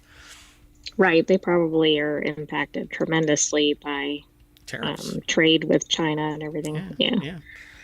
But I also think for Denny's, I'm kind of like, what is the draw in modern times for people? Yeah. I mean, I could say that about other restaurants too. It's not unique to them, but what is their target audience? Yeah. It seems rather generic. It's a weird shade of gray, and there isn't anything that's really amplifying their message amongst all of the other restaurants. Anyway, we've talked a lot about this. We'll have to circle back around to see what the actual ramifications are, but I'm telling you that Denny's is on its way out. I'd say 5 years and it's gone. I'm actually surprised it's made it as long as it has. Yeah, it says 1,300 locations. I have a feeling that it's going to get bought by other companies. Okay, let's keep going. This next article is over in Continuity Report. TMNT officially coming. By the way, I will eat crow. I said that Bitcoin wasn't going to climb. But there were weird. See, like, I don't think that it has any inherent value. But if something forces it into having value, Well, I mean, everything could have no value, but it might have a perceived value. Now, I know some things have actual value. But... Right. And that's what this is. It's speculative value. So anyway, the reason why I say that is because Denny's might survive, pivot successfully, and flourish. But if you've already pivoted out of being privately held, publicly held, and then acquired by a private equity firm, you're in the long tail, and you will probably... It also doesn't make sense because they've apparently purchased another breakfast chain pretty recently, which, like, why? I don't know. Yeah, because it's pushing the ball up the hill. Eventually, it's not going to have enough momentum and roll back down. And I'd love to know which locations are closing. Like, are they original Denny's or this other chain? I think it was like Kiki's or something. Oh, interesting. Yeah. I'd have to look at it. All right. Well, anyway, TMNT officially coming to Call of Duty. First-person shooter franchise Call of Duty has seen a plethora of crossovers throughout its lifetime. Some more bombastic than others. Although incredibly popular, this new one definitely fits the bombastic billing. 4 anthropomorphic reptiles from Teenage Mutant Ninja Turtles, or TMNT, will exit the sewer and enter many war zones of Call of Duty. Oh no, do we need to name them? Michelangelo, Leonardo, Bob, Joe, Raphael, and Donatello. There you go. So in a recent Twitter post from the official Call of Duty account, a video was posted with the caption, Katabunga, along with Call of Duty Yabunga, Katabunga, along with 4 turtle emojis. Even before watching the brief video, most could predict this as a tease for Call of Duty and TMNT collaboration. The article is by Michael Ruiz over at comingsoon.net. There's a video that's attached to this post, but it's over on YouTube. So if you just go over to YouTube and do a search, you'll be able to watch the trailer for it. But I always provide the link for our little snippet, right? So this little snippet links to the source from where it's aggregated, and they provide it to us so that we can post. And so it says, this is not the first time a TMNT character found its way into Call of Duty video game. The Turtles' arch nemesis, Shredder, also made his appearance in the shooter back in 2023. Similar to the new turtle skins, the Shredder skin was influenced by the 1990 film iteration of the character. My goodness, I don't know what's going on over there, but The critters have come awake. the chemical goes off. So yeah, the teaser ends with a simple phrase, "coming soon," implying the new cosmetics may be coming this season or next. There's more over at the article for you to review and links and whatnot, but there It's you go. interesting to me that TMNT has so much staying power, but I guess that's like some other franchises too, right? Because now you've got like the generation that may have enjoyed it as kids being adults and passing it to their kids. Yeah, and they've survived like the Uncanny Valley episode where their movie images were really freaking creepy, and people were everything about it was sus and didn't like it. But apparently, it's recovered.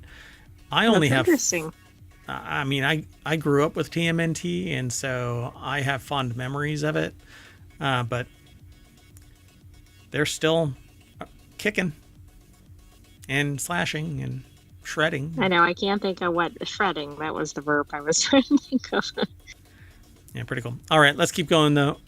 Yesterday's episode was like less than 40 minutes or so. Today, I'm probably You're making up the other direction? Yeah, hopefully not.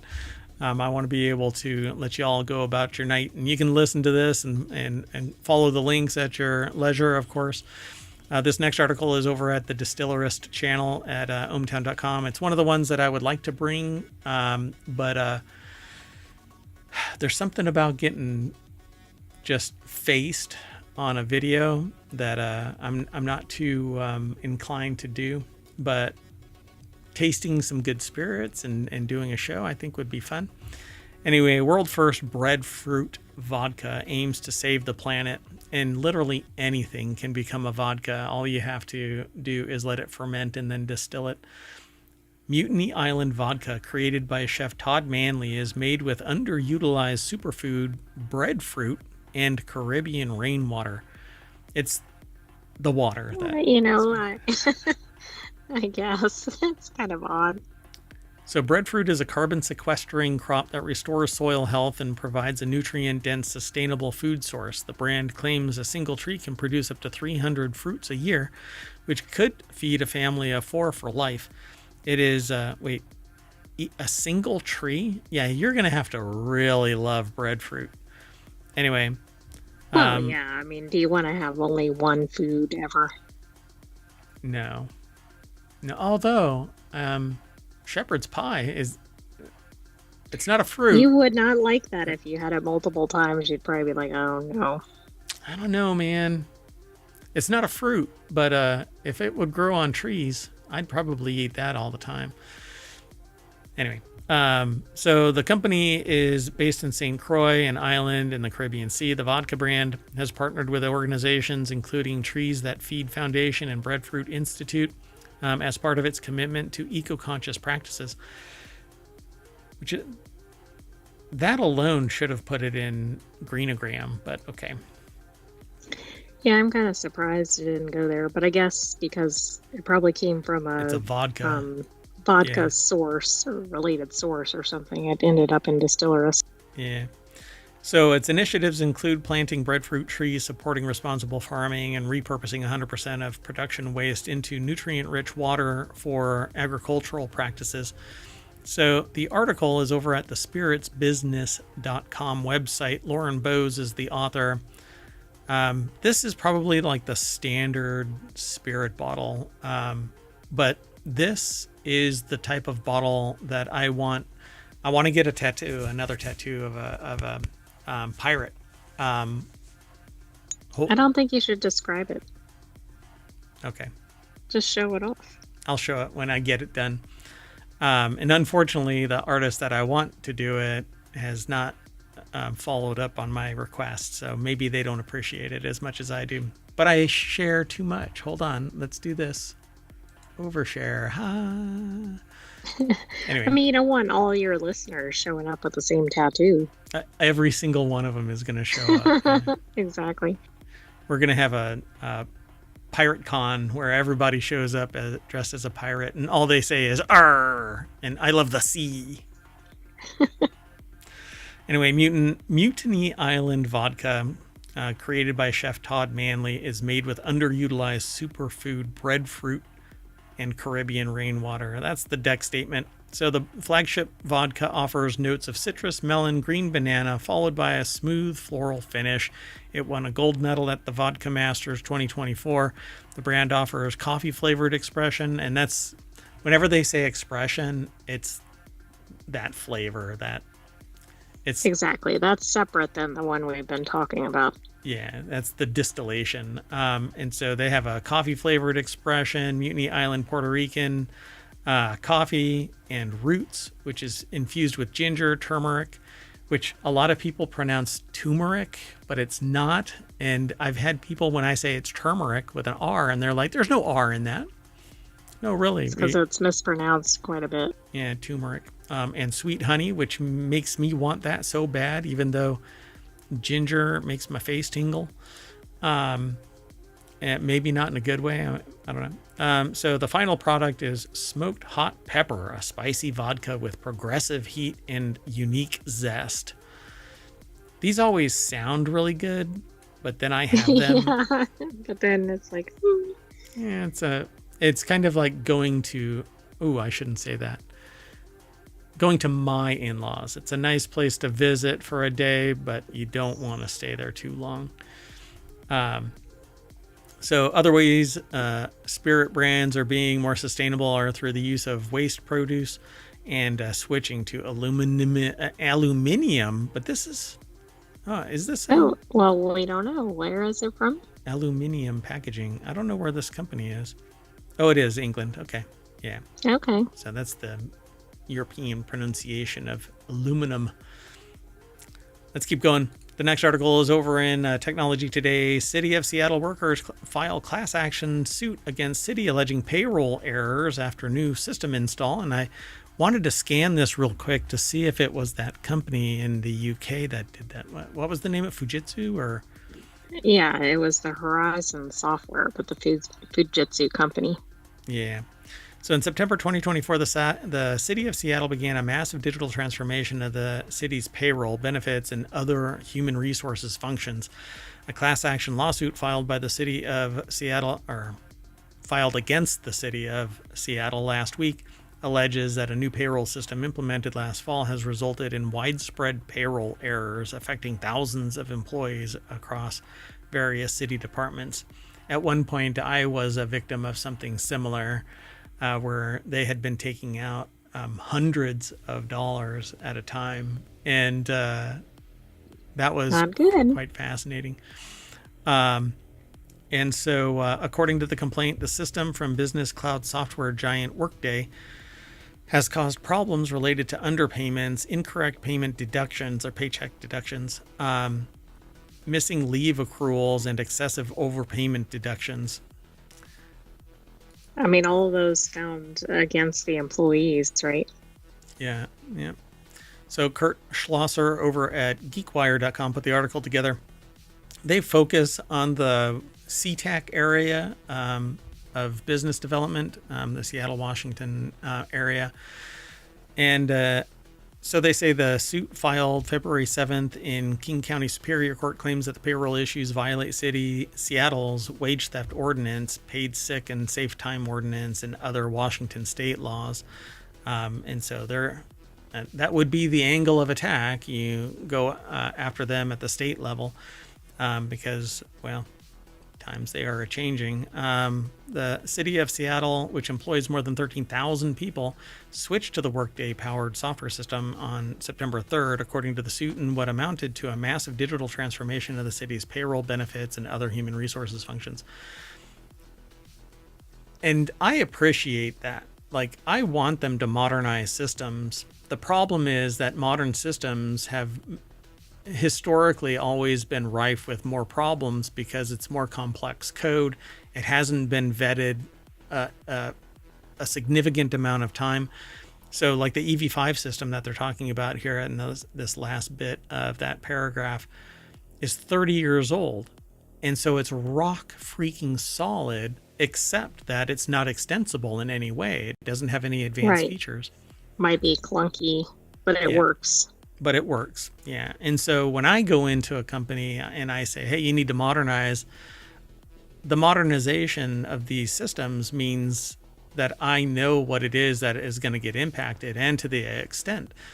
But this looks like they pushed it too fast, too far, too deep into the system without vetting in stages. You know, you don't do the whole damn thing. Yeah, that reminds me of that. Was it CrowdStrike? It was the Yeah. Microsoft thing. Yeah. CrowdStrike pushed updates to every system, not little tranches to test, is there a variable in here? If they would have sent it out to 500 systems, you wouldn't have even heard about CrowdStrike. But I guess it's good marketing because no news is bad news. Well, anyway, they're going to sue, and it'll be audited by various forensic accountants to verify what all is going on, and go Well, from and there. if it has things like that, to me, that goes to the very accuracy of the system.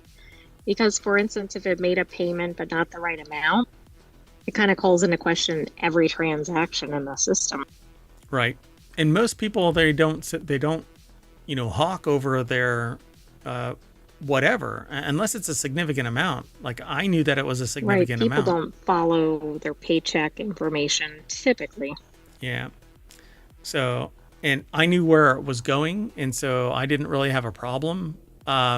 And then when it was brought to their attention and they brought it back to my attention, they were like, yeah, we know about this. So here, and they remedied it. But that's how fast it should be. You know, two people talk to each other, they resolve it. But this is going to a class action because the full extent of it is unknown. They'd have to go back. Yeah, and they're trying to draw more attention to it. And it's possible that even though they want to fix it, maybe they haven't been able to successfully fix it. I mean, who knows? Yep. And sometimes the hubris is so overwhelming. Oh, we'll fix it. We have time, blah, blah, blah. Well, it's not your money. Let's keep going. The next article is over in Non Sequitur News. People in Florida say a dense, mysterious fog with a chemical smell is making them sick. As USA Today reports, and you can see how this is like hop, A skip, and news jump. turducken. A I didn't even news say that right. yeah, turduncan. So as USA Today reports, folks in large swaths of the Sunshine State are starting to freak out after encountering the mysterious fog. I think they should refer to it as the Stephen King Florida fog. Oh, yeah, that would be a good name for it. And over the past few months, in response, many are turning to conspiracy theories to explain the strange happenings surrounding them.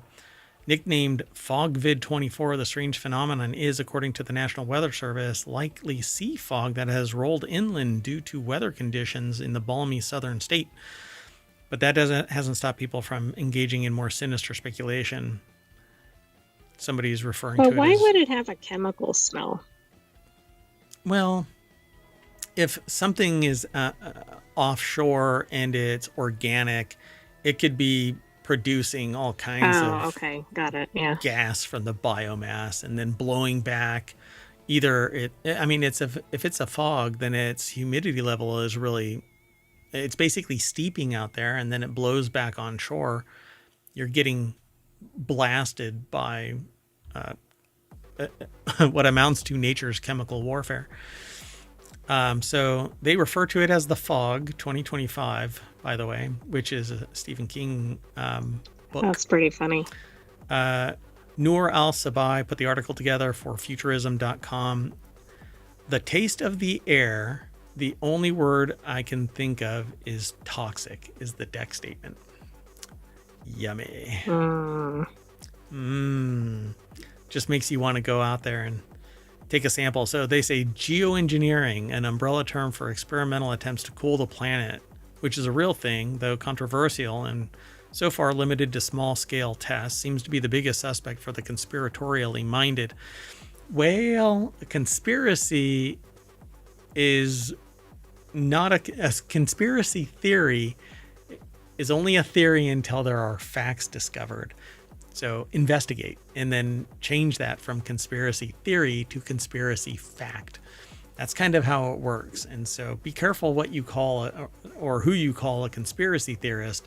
All they do is lack evidence, but where there's smoke, there's typically fire. What the flames are, you don't necessarily know just yet. And let's just say, look around. So according to Megan Tollefson, the Coastal Hazards Program leader at the National Weather Service office in Central Florida, the particles visible are the same sort of tiny water droplets that make up any kind of fog. If you shine, any kind of that right there is a detractor to anything. Exactly. If you want authority, you don't go. If you shine like any kind of light into a fog, what you're actually seeing are very, very small water droplets. Anyway, so that's likely what people are seeing. No shit news at 7:00 Eastern. It's fog. Why does it smell like death warmed over kind of a thing, right? Anyway, it shouldn't really have any smell to it at all. If anything, other than maybe just sea breeze or something. It should smell like the ocean, right? If it's what they're saying it is. It shouldn't smell like a whale's butt crack. Anyway, let's move on. Overshare. No, that actually, hold on. That's more of a spoiler alert, right? If you go down to Florida and I just spoiled it for you. Never mind. Luckily, so everybody else doesn't have to. So the next article is over in WarCrafters. After years of running awkwardly close to the winter sale, the Steam Autumn Sale will start 2 months earlier this year. Valve announced the full roster of Steam sale dates and next fests for the second half of 2025, and it's made one big change. This year's Autumn Sale is going to kick off 2 months earlier than in its past years. So, boom. Andy Chalk over at PCGamer.com put the article together. The deck statement says Valve has made a big shift to the autumn sale dates to more evenly space out its big seasonal Steam sales. So now, Automation Fest will start in July 14th to the 21st. And it looks like there's only a week pause between various fests. This is going to be quite the year. Yeah, so the 2025 Steam Autumn Sale will be from September 29th to October 6th. And it says, please note this is a different time frame compared to previous autumn sales. Dun, dun, dun. So, yeah. It's interesting because, like you said, I mean, there's one going almost every time. Yeah, just throughout the whole year, there's something. I'm really curious what the beginning of the... they should have just posted a whole month. Just augment it with the beginning months. Yeah, I agree. But this is second half, so July, blah, blah, blah. Anyway, there's a lot more on this article. Follow the link. The Steam Autumn Sale Moves is the title that I gave it. But the link will link you over to PCGamer.com. Let's keep going. Moving on. Next article is over in WarCrafters. I hope every RPG steals Avowed's brilliant inventory system. Now, I started watching people playing it because some people paid or were gifted codes to play Avowed. It doesn't actually release for another 4 days. And I'm not going to buy it either way. It's a single player game, and while it appears beautiful, I did want to talk about it at least. Apparently, Obsidian has hit it out of the park. The early reviews are in, and people are raving about it and how beautiful the whole thing really is. Obsidian's latest RPG, Avowed, is out now on Xbox and PC for those who pre-ordered the expensive fancy version. Something like $100 or $90 or something like that. I don't really know. But it's a $70 game. So I think it's $90 for the early And it's a really good game. But one key thing that the author of this article over at Kotaku wanted to highlight is that RPG's inventory system and item management system, because it's really good and they want more games to copy it. Now, the things that I'm I sure saw, Obsidian don't want people to copy it. yeah, but that's one of those things that can't be protected, right?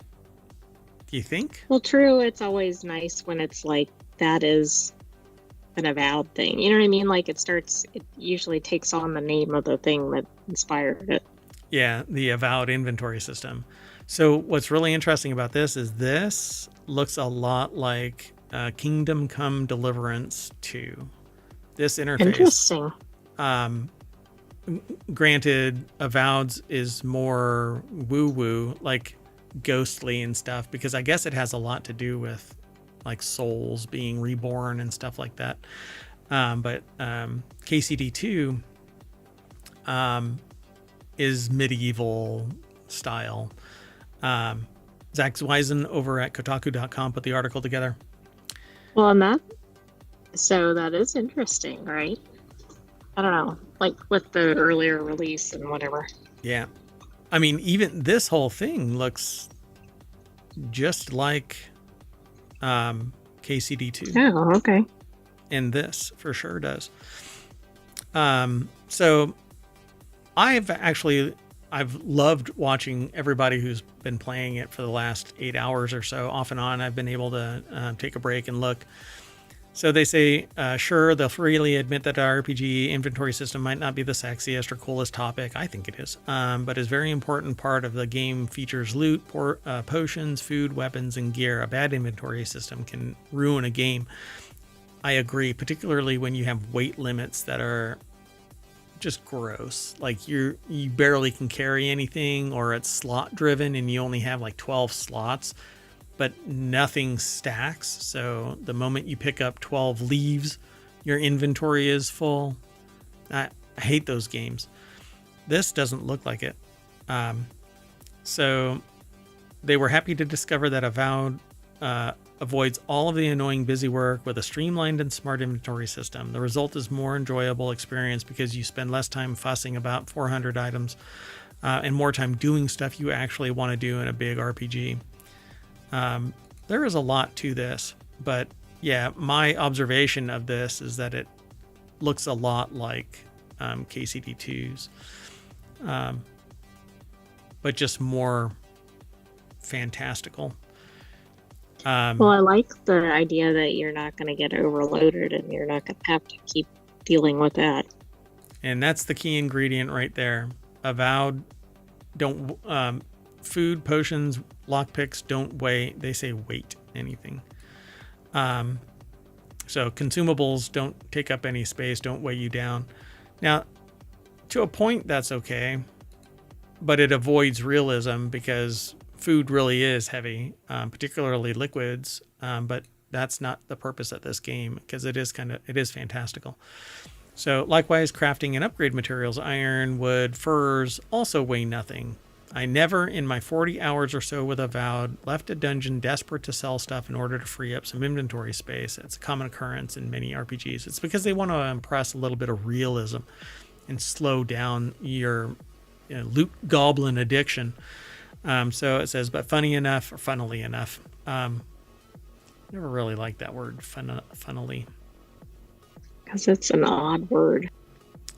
You won't even have to do that because you can always break down any weapon or piece of gear you find at any time and get its resources. So even if you are burdened by something, all you have to do is break it down. Then you can use those resources, which weigh nothing, to upgrade your equipped gear and make it better. It's wonderful. And I agree. I think it's a lot of fun.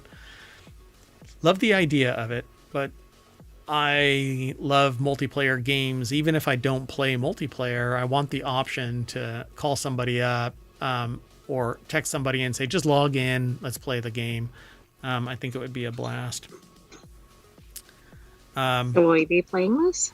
No, not unless I get a free code, and I don't. I'm not big enough to do that, but I want to fight monsters, it says, meet new characters, explore strange lands, and save the day. And in fact, I probably wouldn't I would rather gift that code to other people that would play it, maniacally, because it would be fun to watch people that are passionate about this style of game, unless I have like base building, survival crafting kind of mechanics to it, like No Man's Sky or upcoming. Right. Or Light No Fire. Yeah, Light No Fire is the new one that's coming, and countless others. I mean, there's just so many. I'm just not really that hip to it. So, but anyway, a lot of people are playing this right now. So that would be me if I could find my forever game. Come on, somebody develop my forever game. Which is I don't know yet. Minecraft plus something. Minecraft and I don't know. I just don't know. Light No Fire might be. Yeah, like that maybe. Yeah. Let's keep going. Next article is over in the Marvel Channel. Disney Parks' most infamous earworm is getting its first extended cut, and I'm not sure what this is. What is the... Oh, I know exactly what it is. I did look ahead, but I predicted it before I looked at it. So It's a Small World? Yeah. Yeah. I mean, it's right there in the title. Not in the title, but in the little snippet. So in celebration of its 70th anniversary and to honor late composer Richard Sherman, Disney will add a brand new final verse to It's a Small World this summer. Sabina Graves over at Gizmodo.com put the article together. The deck statement is what I just got done saying. So the earworm heard all around the small world within each global iteration of Disney Parks' classic boat ride is getting a massive change in time for Disneyland's 70th anniversary.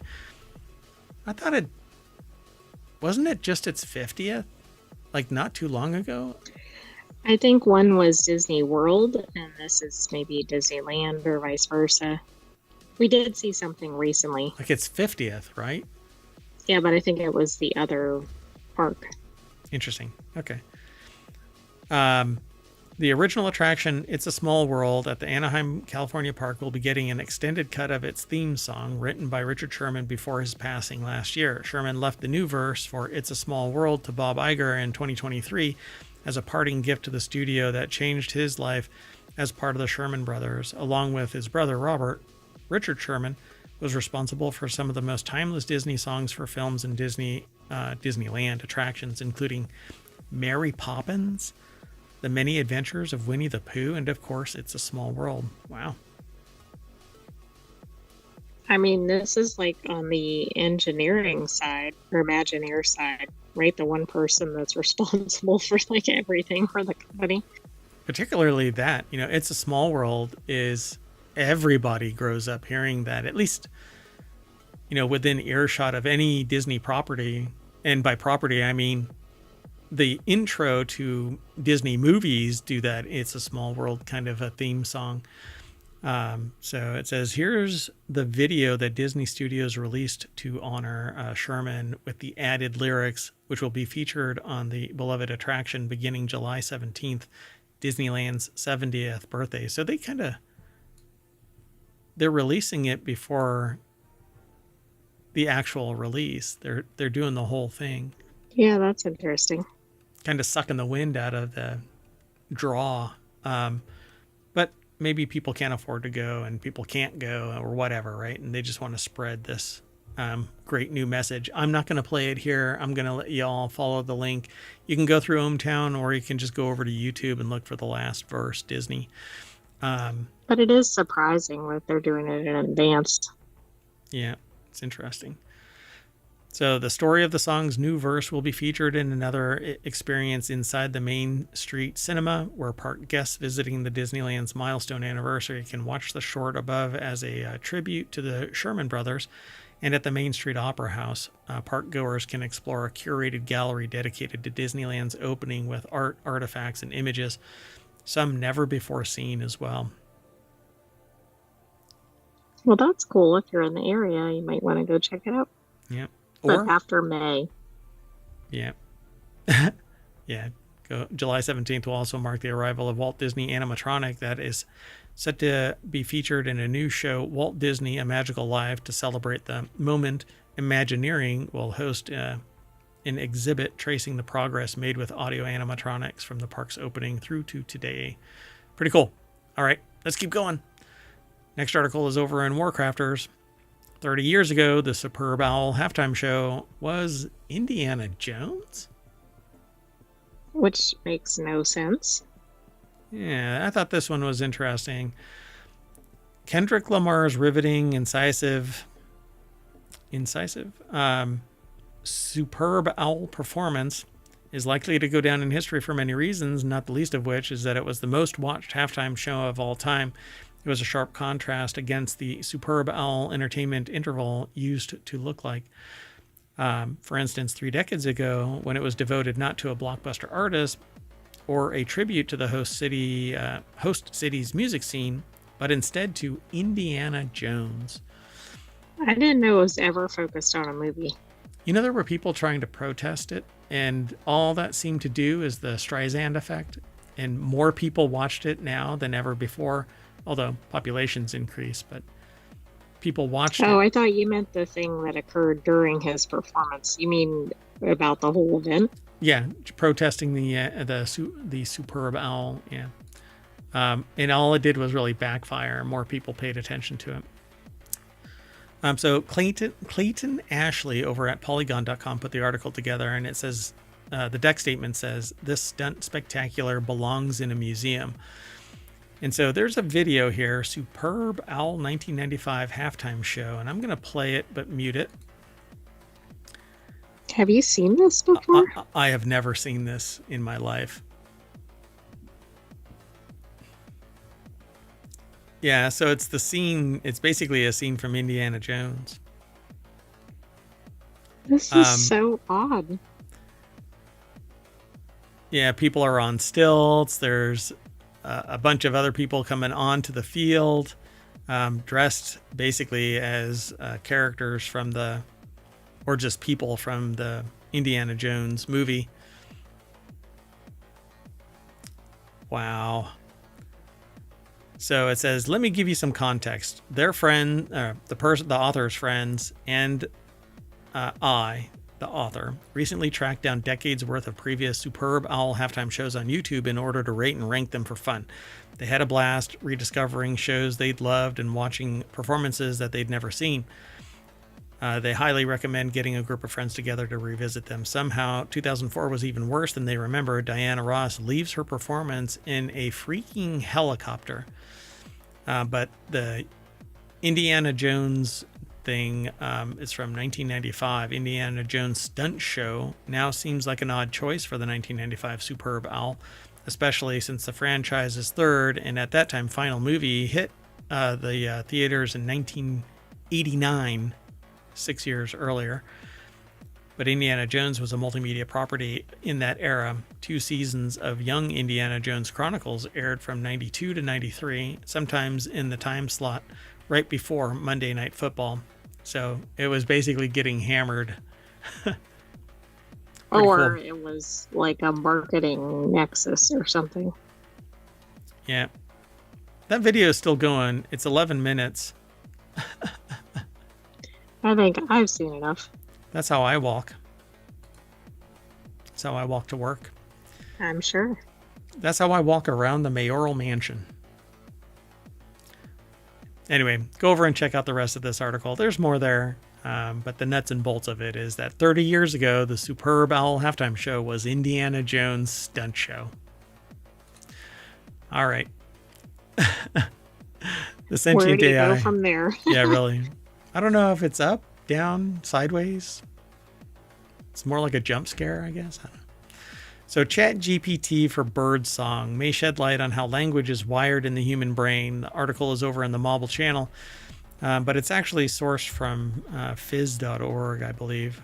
Just like ChatGPT and other generative language models train on human text to create grammatically correct sentences, a new modeling method by researchers at Penn State trains on recordings of birds to create accurate bird songs.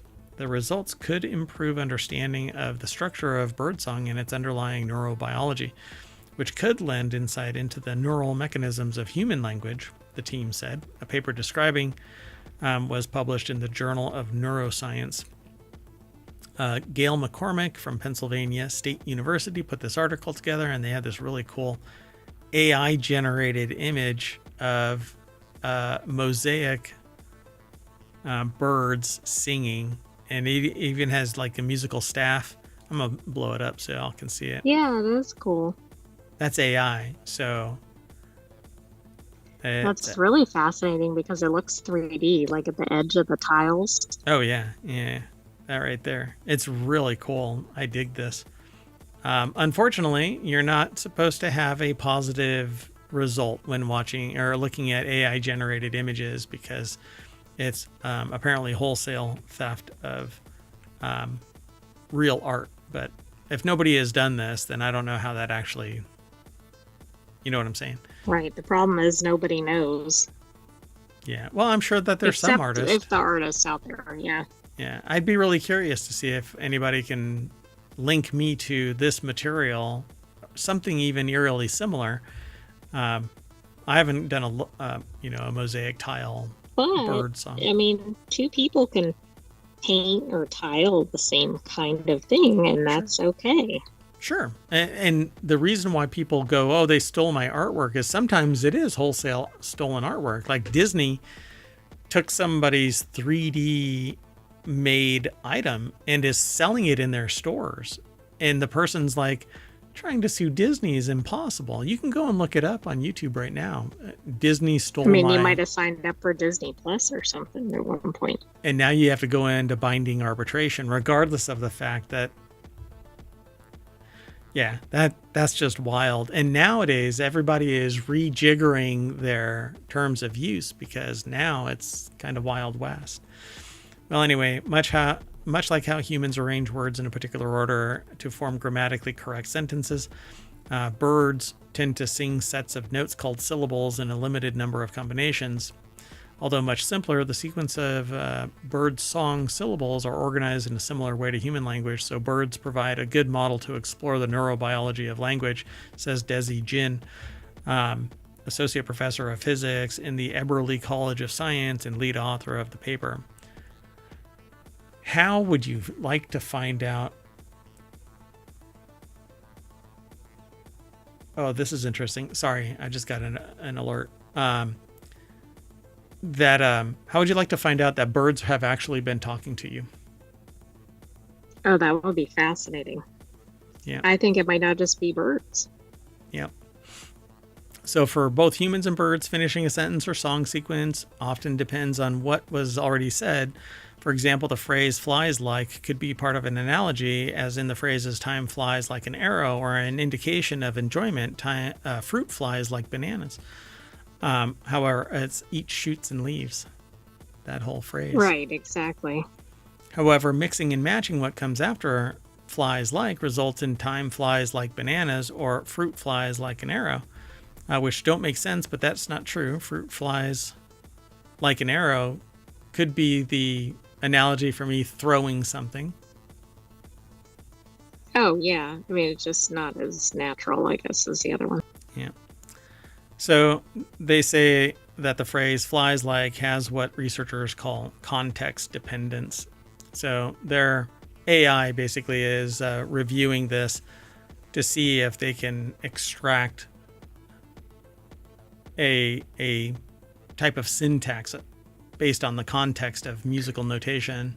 Very interesting. I mean, they've already kind of decoded whale song, right? Yep. The researchers analyzed previously recorded songs from 6 Bengalese finches, which sing about 7 to 15 syllables in each sequence. With the new method, the researchers can create the simplest models that accurately reflect the sequences that individual birds actually sing. The models are similar to large language models in that they depict probabilities of what words, or in this case syllables, are likely to follow a particular word syllable based on previously analyzed texts or song sequences. And this is a Markov. It's a model of chains of events. The Markov model is a very well-known theory of things going from one point to another. Predicting sequences or something. Yeah, and it's basically you can predict everything through a Markov model. So they are presented as a sort of flow chart that starts with a syllable that points to options for different syllables. And then Basic Markov models are quite simple, but they tend to overgeneralize, meaning that it might result in sequences that don't actually exist.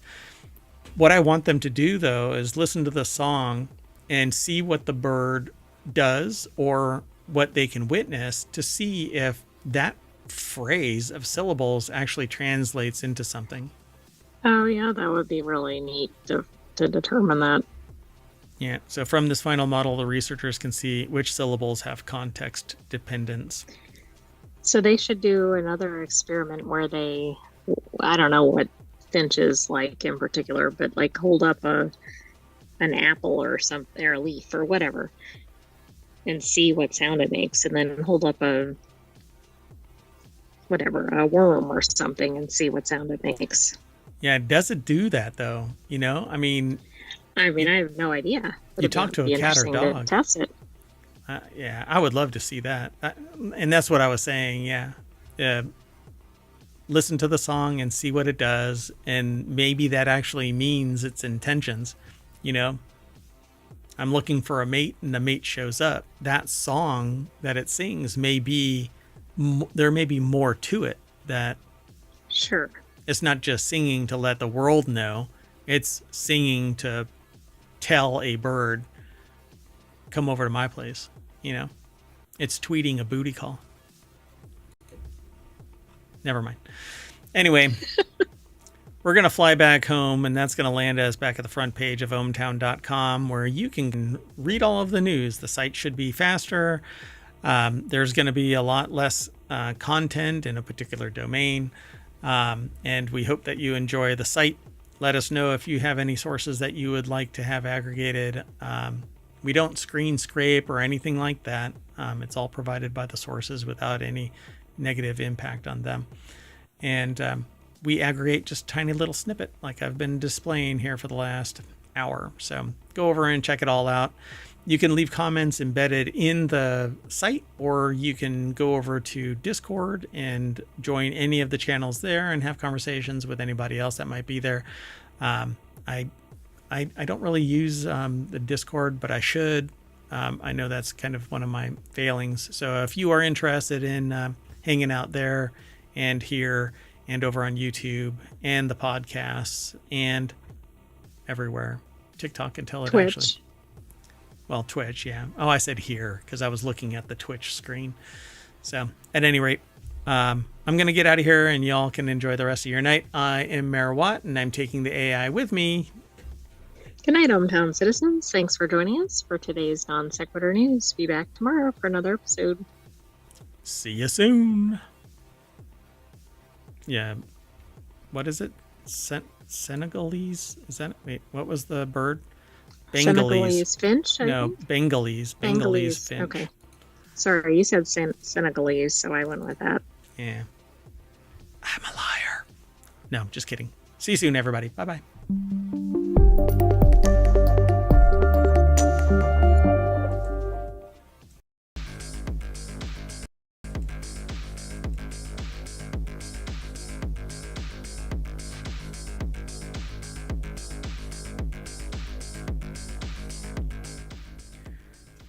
Hello, everybody, and welcome to Non Sequitur News for February 14th, 2025. It's Season 4, Episode 45. 45. Jazz hands. I am Mayor Watt, and along with the Sentient AI from the future, we talk about 10 articles every single day. Well, Monday through Friday. And on Saturday and Sunday, we actually do an hour and a half worth of shows. But 6 different topics. Major topics, focused more. Anyway, stop by any day, but to find out when we actually go live, you actually have to follow us here on Twitch and or on YouTube. Download the podcast. That would be great. Leave a 5-star review and I'll quote it here on the air. You'll live in perpetuity, or in memoriam if the show gets canceled. I don't know. Why is that going to happen? I don't know. Mayor Watt sometimes says some really stupid stuff. Sorry, I'm setting the arms on my chair. Anyway,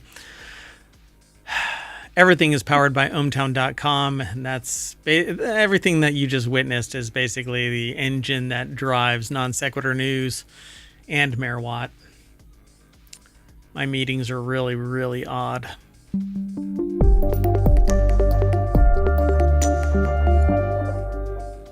Hello, sentient AI from the future. Hello, Mayor Watt, and hello, hometown citizens.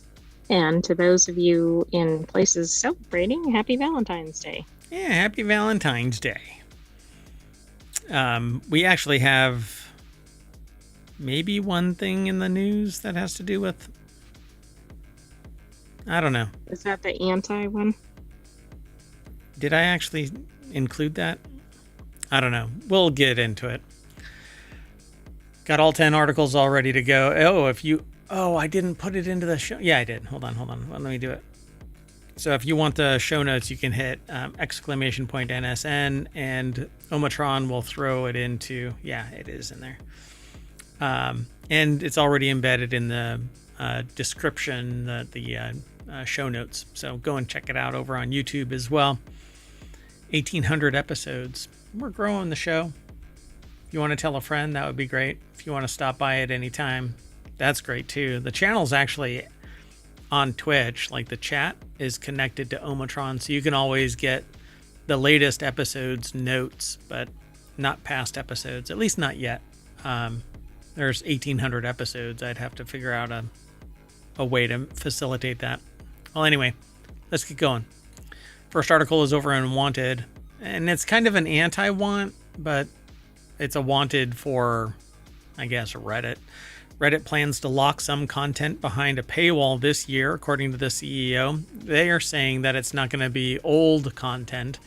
It's going to be new channels wherein the mods of that channel or the owners of the mods of the website itself, because there's channel mods or subreddit mods, and then there's the site mods. And so if you opt to start a new channel and it's worthy of putting it behind a paywall, they're going to put it behind a paywall. Well, of course. Why would you want to put anything that was popular for free? Right. Yeah, I mean, but see, information will leak. That's just how it is. And it really defeats the model of Reddit, I think. Well, you know what they say, fake it till you make it. And it started out with fake user accounts. Yeah, but also you'll be back. And you'll be back. And they'll modify a post without notifying people that it's been modified. And not by the owner of that post. It was by the CEO of the post. Anyway, some creepy shit goes on there. But whatever. Like, everything under the internet is also under Reddit in some way as a subreddit. And I find value in Reddit, but I also have seen the seedy underbelly of it too. So Reddit is planning to introduce a paywall this year, says CEO Steve Huffman during an Ask Me Anything, or AMA as they call it, over at Reddit. Huffman previously showed interest in potentially introducing a new type of subreddit with exclusive content or private areas that Reddit users would have to pay to access.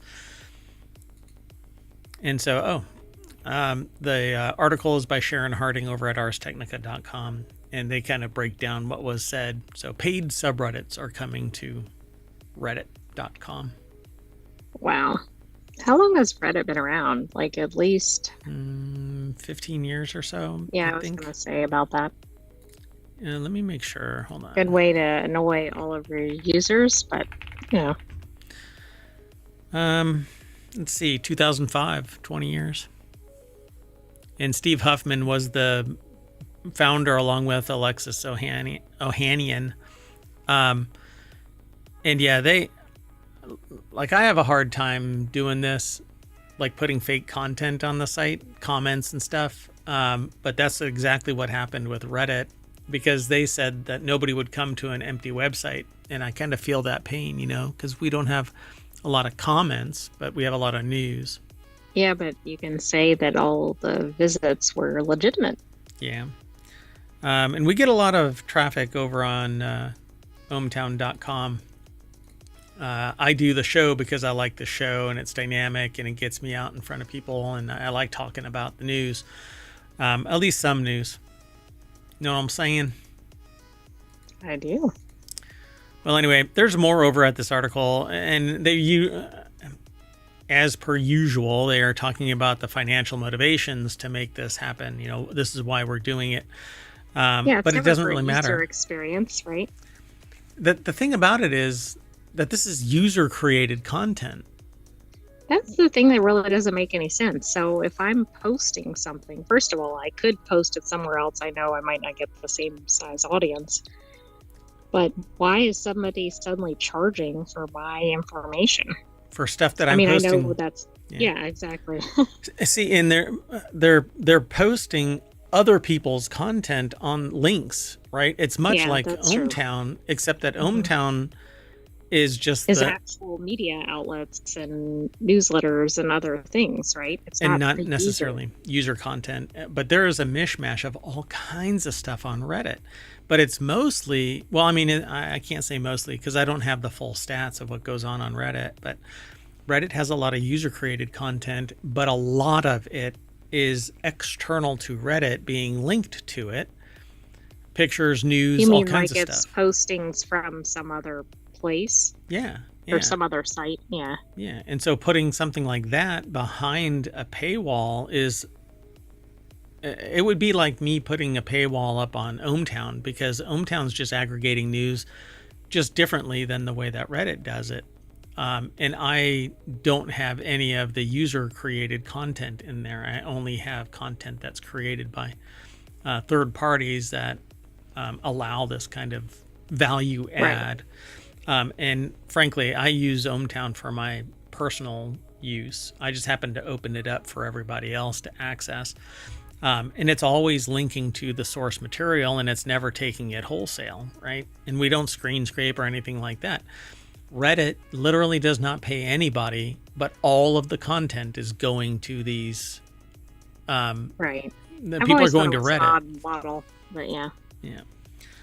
So, anyway, and then when there is a paywall, by the way, they actually copy and paste the entire article into the posting so that people can read the news, and that's exactly what I think would happen with this paywall. Anyway, regardless, y'all will be back no matter what. Well, you don't want, like partial news, but that's what's going to happen here. Yeah, I don't know. Interesting times. Let's keep moving. The next article is over on the Mobile Channel. Igloo is recalling 1 million coolers that could amputate fingers. So yeah, Igloo is they recalling... must have been teamed up with the manufacturer for Cybertruck, right? Oh, ouch. So yeah, Igloo's recalling more than 1 million of its 90-quart flip and tow rolling coolers over fingertip amputation and crushing risks posed by the product's tow handle. I think I have one of these. That's actually interesting because I think other products do that have that, and maybe it's Igloo, but I think it's also competitors.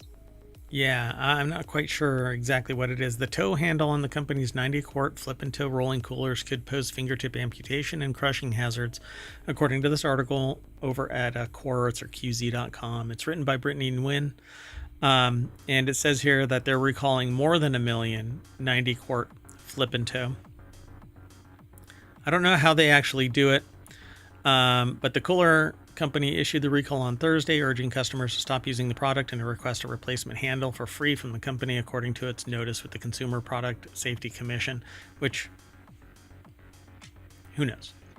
But they were sold since 2019. We're in 2025, and how many people are tracking cooler recalls? Like, they might be tracking things like a car recall, right? Major purchase, but...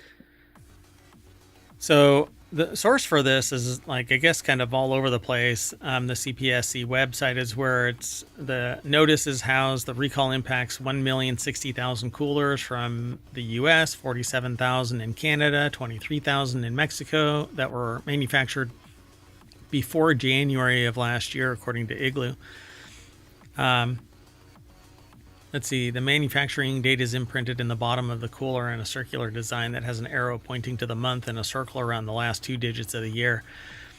In a statement shared with NPR, Igloo said, through rigorous testing and proactive steps, we are constantly improving our products to meet highest safety standards. All right. Well, I'm glad they're doing it, but I Yeah, wanted I to get am out too, there. but why did it take this long? Maybe a certain number of people. Maybe something, um, it doesn't seem like it's something where it falls apart or whatever. No, they pissed off the wrong people, basically. Somebody, not me, got hurt. You know what I'm saying? Yeah, no, I Yeah. agree. Yeah. Let's keep going. The next article is over in Law Nerd. Florida. This is like I've. Oh, you know what I didn't do? I don't think I went through the whole thing. I didn't run down the titles. No, I know you didn't, but you started, so I didn't interrupt you. Oh my gosh, You that's didn't the first time. introduce me either, but that's Yeah, I okay. did. I said welcome